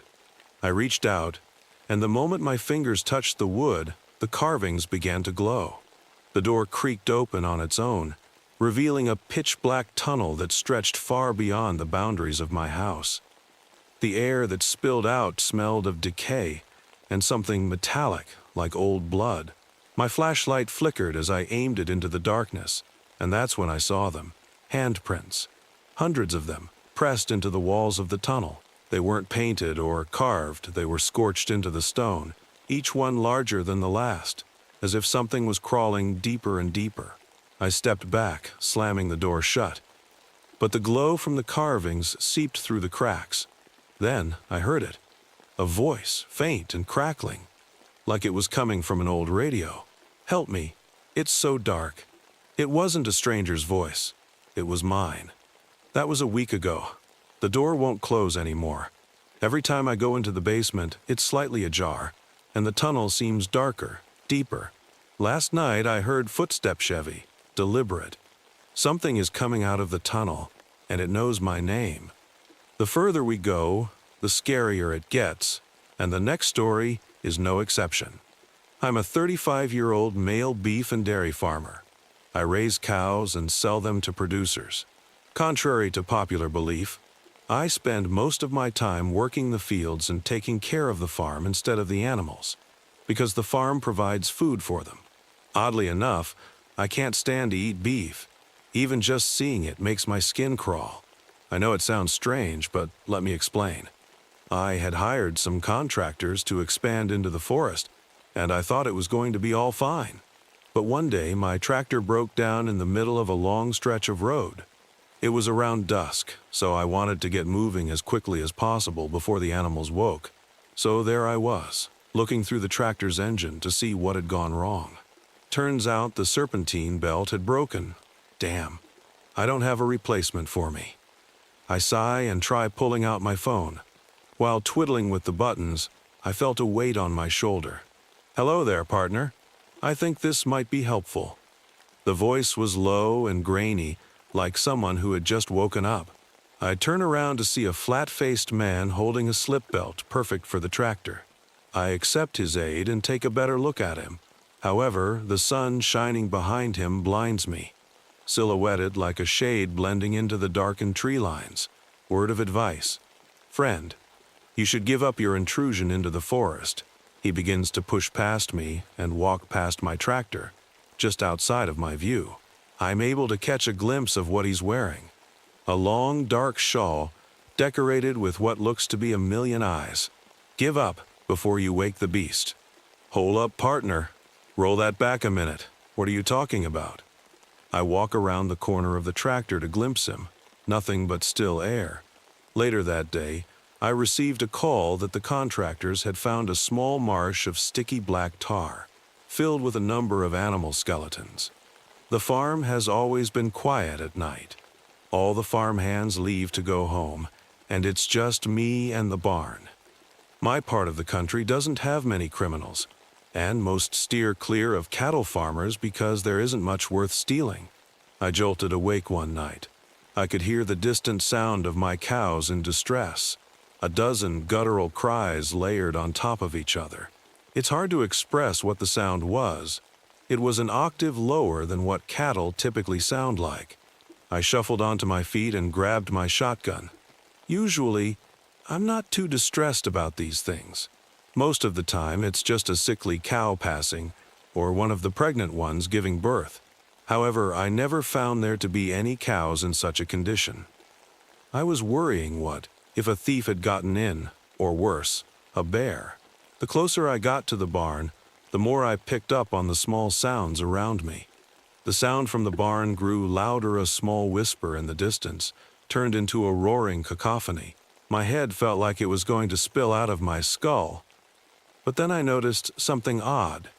The dull pitter-patter of hooves on dry ground was missing. I inched closer to the barn. My legs felt like a pair of stilts 1,000 miles tall. My shotgun weighed down in my arms, and I could feel the cold steel of the barrel pressing into my arm as I readied to enter the barn. I adjusted it in my hand, feeling the texture of the barrel. Smooth, finely machined steel ran across its length, interrupted by pure sandpaper. I hadn't needed to take the weapon out often, so it had grown weak. I could only really shoot it twice.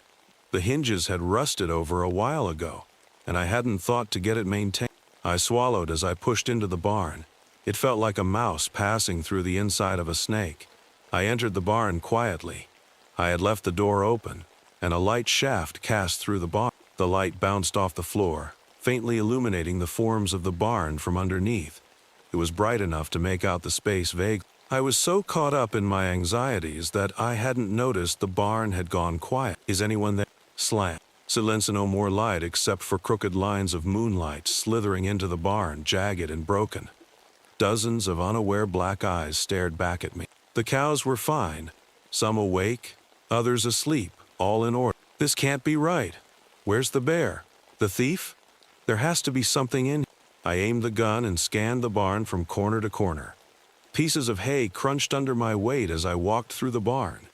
I scanned each of the penscows, bulls, and calves. I felt a jitter in my spine. Usually one or two would swing their tail or eat a bale of hay, but they sat there ghost still, posed as if ready for a pick. A shadow passed through the gaps of light. I'm armed and I will shoot if you don't give up peaceful. Still nothing. I could hear the fluid in my ears sloshing around. The cold air was stagnant. My face stung from the chill, and my nose picked up on something a bitter smell, almost like rotting meat. I inched closer to the smell, scuttling. 1,000 hooves on the hardwood. A shadow shifted through the forms. The guttural screaming of 1,000 cows began once more. The cattle were still stiff, almost like they couldn't hear. Distorted and low, snorting and growling, it was the war cry of a great army bearing down on me. I inched away, my gun ready. I was prepared to shoot. A long shadow cut through the splintered light. The silhouette of a great bull cast itself on the wall of the barn. Leave? A low growl echoed in my skull, sounding like it passed through thin metal. My gut twisted into a knot, and the walls felt like they shot out in odd angles. Pitching and rotating with wild abandon, it was like the barn was melting around me. My fingers twitched. Bang! The many horned heads turned up at attention. Madness. The cattle were running into the walls, injuring each other in the chaos, however. They were trapped in their pen. My head was about to pop off, and the world was closing in. Madness, sheer cacophony. I leaned against the wall and looked forward. A form emerged from the shrieking mass. It was approaching. As it got closer, I flinched instinctively. 2 piercing red eyes were looking back at me. White-hot anger.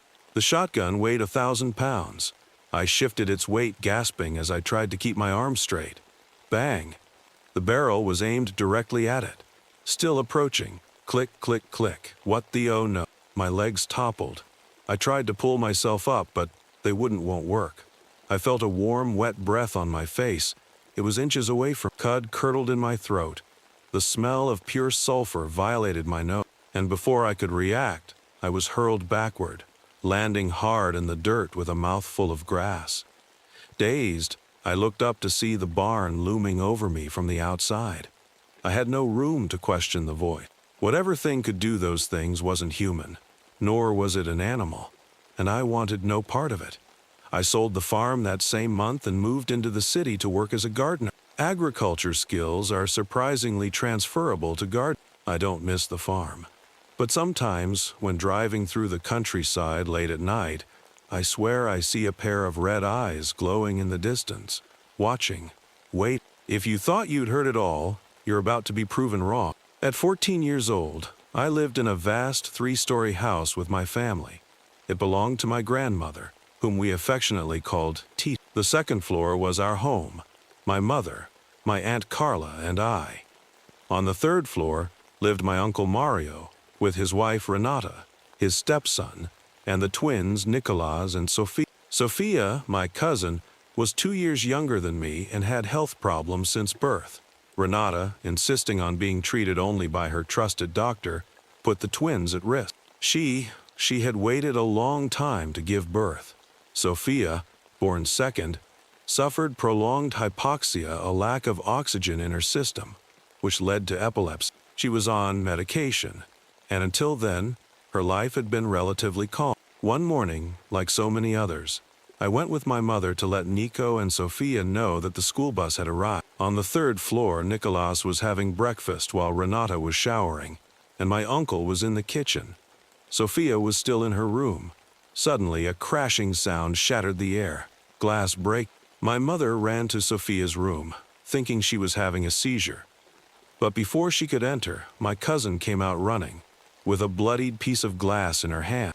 A red liquid dripped behind her, forming a trail with every step she took. Renata, the mother of the twins, screamed. The adults found her in the bathroom. I didn't see what happened, I only heard the screams and chaos. My mother asked me to take Nicholas to the bus and to leave the scene. I obeyed. At that moment, I was the older, or protective figure for Nick. When I returned that afternoon, my Aunt Carla told me the truth. Sophia had broken a mirror and taken a shard to attack her mother. She had taken a piece of glass in her hand and pressed it so tightly that she cut herself, all to attack her mother. I still don't know how the adults, our parents, aunts, and uncles, had the courage to tell us, only the older children, what was happening. How do you explain that to a child? In the following days, Renata began to disappear more often. According to Tita, she was seeking help, convinced that what was happening to Sophia was not just physical or mental. She was blaming something beyond our comprehension. Meanwhile, my mother and I took care of Sophia. We soon noticed that Sophia would lose herself in her gaze, staring at some invisible point. If she managed to go to that place, things would happen. One night, my mother was in Renata's kitchen, making dinner. Since she was busy, she asked me to look after Sophia, to distract. I don't know if you can grasp what my mother was asking of me. It's true that I'm the oldest, but that doesn't mean what was happening to my cousin didn't freeze my blood. I accepted, after all, I loved Sophia, and my mother couldn't handle everything. I found her in the living room trying to do her homework. While we spoke, her expression changed. She shifted from a happy girl telling me about her day into an absent, neutral figure, like a mannequin. Then she turned her face to look at the end of the hallway, where only darkness lay. The same place where she ran to attack her mother with a piece of glass the first time. "Sophie?" I called nervously. She didn't respond. She stood up impulsively and began running toward the hallway. I only managed to shout for my mom to help and ran after her, grabbing. My mother arrived just as I managed to stop her, holding her with all my strength. But Sophia, small and thin, had superhuman strength. I managed to hold her until my mother helped calm her down and took her to bed. From then on, the episodes became more violent. Sophia frequently attacked Renata. One afternoon, my mother ended up with a twisted finger trying to restrain her. It was unthinkable that an 11 or 12-year-old girl could exert such force and injure an adult woman. In our house, the tension was unbearable. Nicholas slept with fear, or simply didn't sleep at all, saying that Sophia watched him at night. They shared a room, and apparently, at some point, Sophia would sit up abruptly and stare at her brother. At first, he thought it was a joke. "Come on, sister, stop it, sleep." But nothing worked. He even tried throwing pillows at a distance to get Sophia to stop staring at it. In the end, he could only wait, nervously hoping the moment would pass quickly, covering his entire body and praying for the night to end. Sophia didn't remember anything that happened the next day. She believed Nico was just trying to prank her. Renata told him not to tell his sister about her condition to avoid worsening her state. The situation reached a climax one night. I heard a noise near the entrance to our floor. Remember, I lived on the second floor with my Tita, my mother, and my Aunt Carla, while Renata and her family lived on the third floor. My room was closest to the entrance, so I must have been the one to notice the noise. "Lala, can you open the door?" It was Sophia. I recognized her voice, but something stopped me. In any other situation, I would have opened the door, but now I felt I should. "Sophie, what are you doing there?" She didn't respond. She only repeated, "Lala, can you open the door?" "Sophie, go to sleep. We have to go to school tomorrow." "Lala, can you open the door?" she said again, this time with a more monotonous, emotionless tone. I thought something was wrong with Sophia, so I decided to go get my mom. When I came back, my mother opened the door with me behind her, looking over her shoulder. I was terrified more than scared. It was distrust. There was no one there. The hallway connecting our entrance door to the stairs to the third floor was dark, but something was visible. My mother didn't notice. She told me to go to sleep and left. At that moment, I thought maybe I was imagining things, but there was something in the darkness. I could see something at the end of the hallway, right next to the stairs. I squinted my eyes and moved closer to the thing. Suddenly, Sophia stood up and ran toward me. I reacted immediately, spinning on my feet, entering and slamming the door shut. It was a large metallic door, so the sound of the slam woke up my family. But it wasn't just the door's sound. It was mixed with the noise of something banging against it. Sophia. My mother ran in asking what happened. As best I could, I told her I saw it. My mother asked my Aunt Carla to call Renata or Mario to inform them about what happened with Sophia.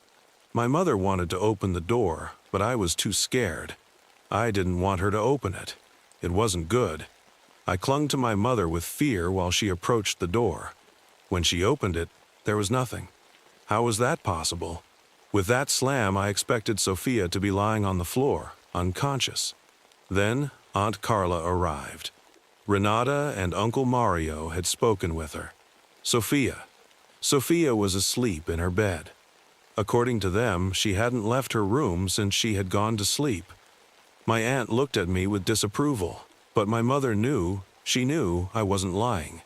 Maybe she was a little confused, but I wasn't lying. Something was happening.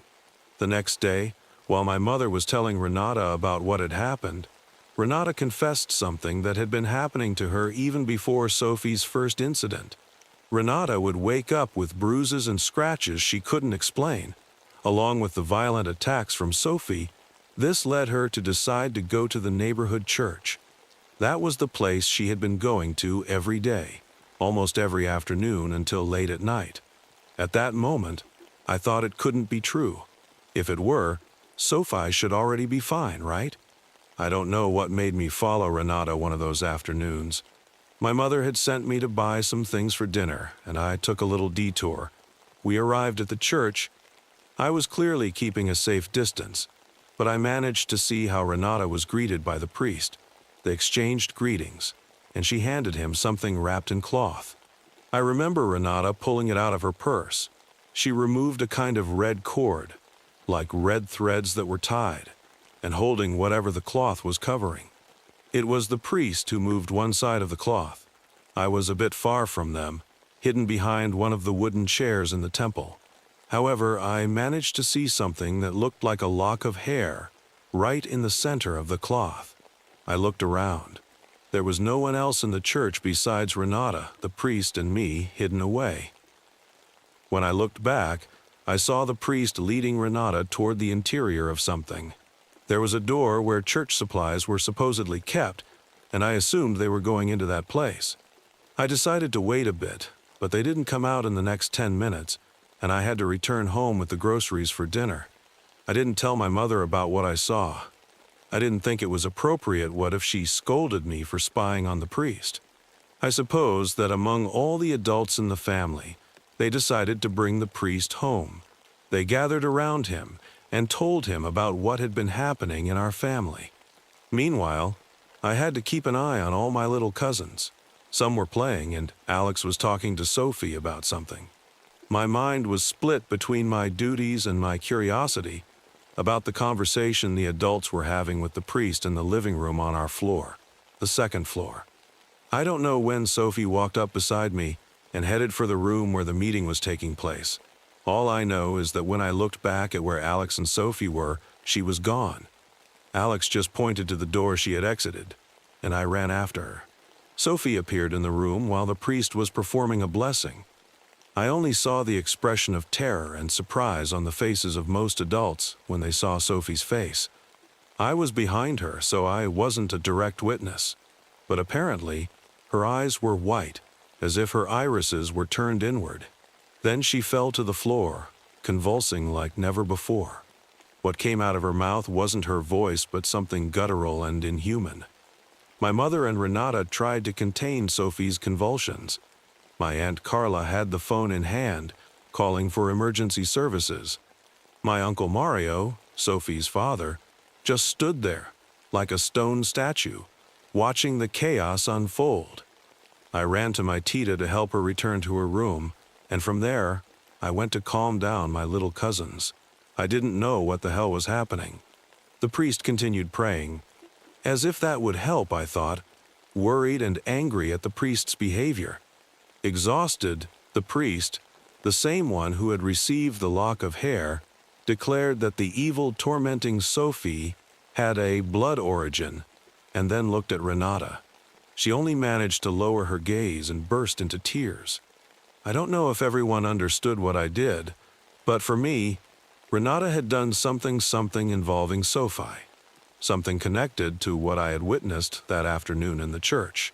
But I didn't say anything. Since that day, everything changed in our family.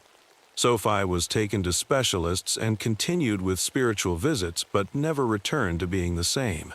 Although she no longer suffered violent attacks, something in her had been extinguished, lost. They decided to move into an apartment far from the family home, and over time, we all eventually moved away. Over the years, the memory of those episodes remained buried but never completely disappeared. Recently, while speaking with my mother and my Aunt Carla, I decided to bring the topic back up. Something inside me told me that I didn't know the full truth. They exchanged a nervous glance before nodding, as if they had been expecting this moment for a long time. "It's time for you to know," said my mother in a solemn tone. What followed left me breathless. Renata had not always been my Uncle Mario's wife. Before him, she was married to a policeman named Jorge, with whom she had a son, William. According to my mother, Jorge was a violent man who controlled every aspect of Renata's life. It was during those years that Renata began doing things that no one in the family fully understood. One day, Renata told them she had attended a fire ritual. The ceremony involved a circle of flames being drawn around her while a healer murmured words in an unknown language. Although she never explained the purpose, she hinted that it was to protect herself. My mother and my aunt speculated that it was something related to her ex-husband, and that she had resorted to such extremes during her marriage with Jorge. Renata's behavior became even stranger after the death of her father. During the funeral, she and her sister walked 3 times over their father's grave. Exactly 3 times an act she never explained, but that left everyone uneasy.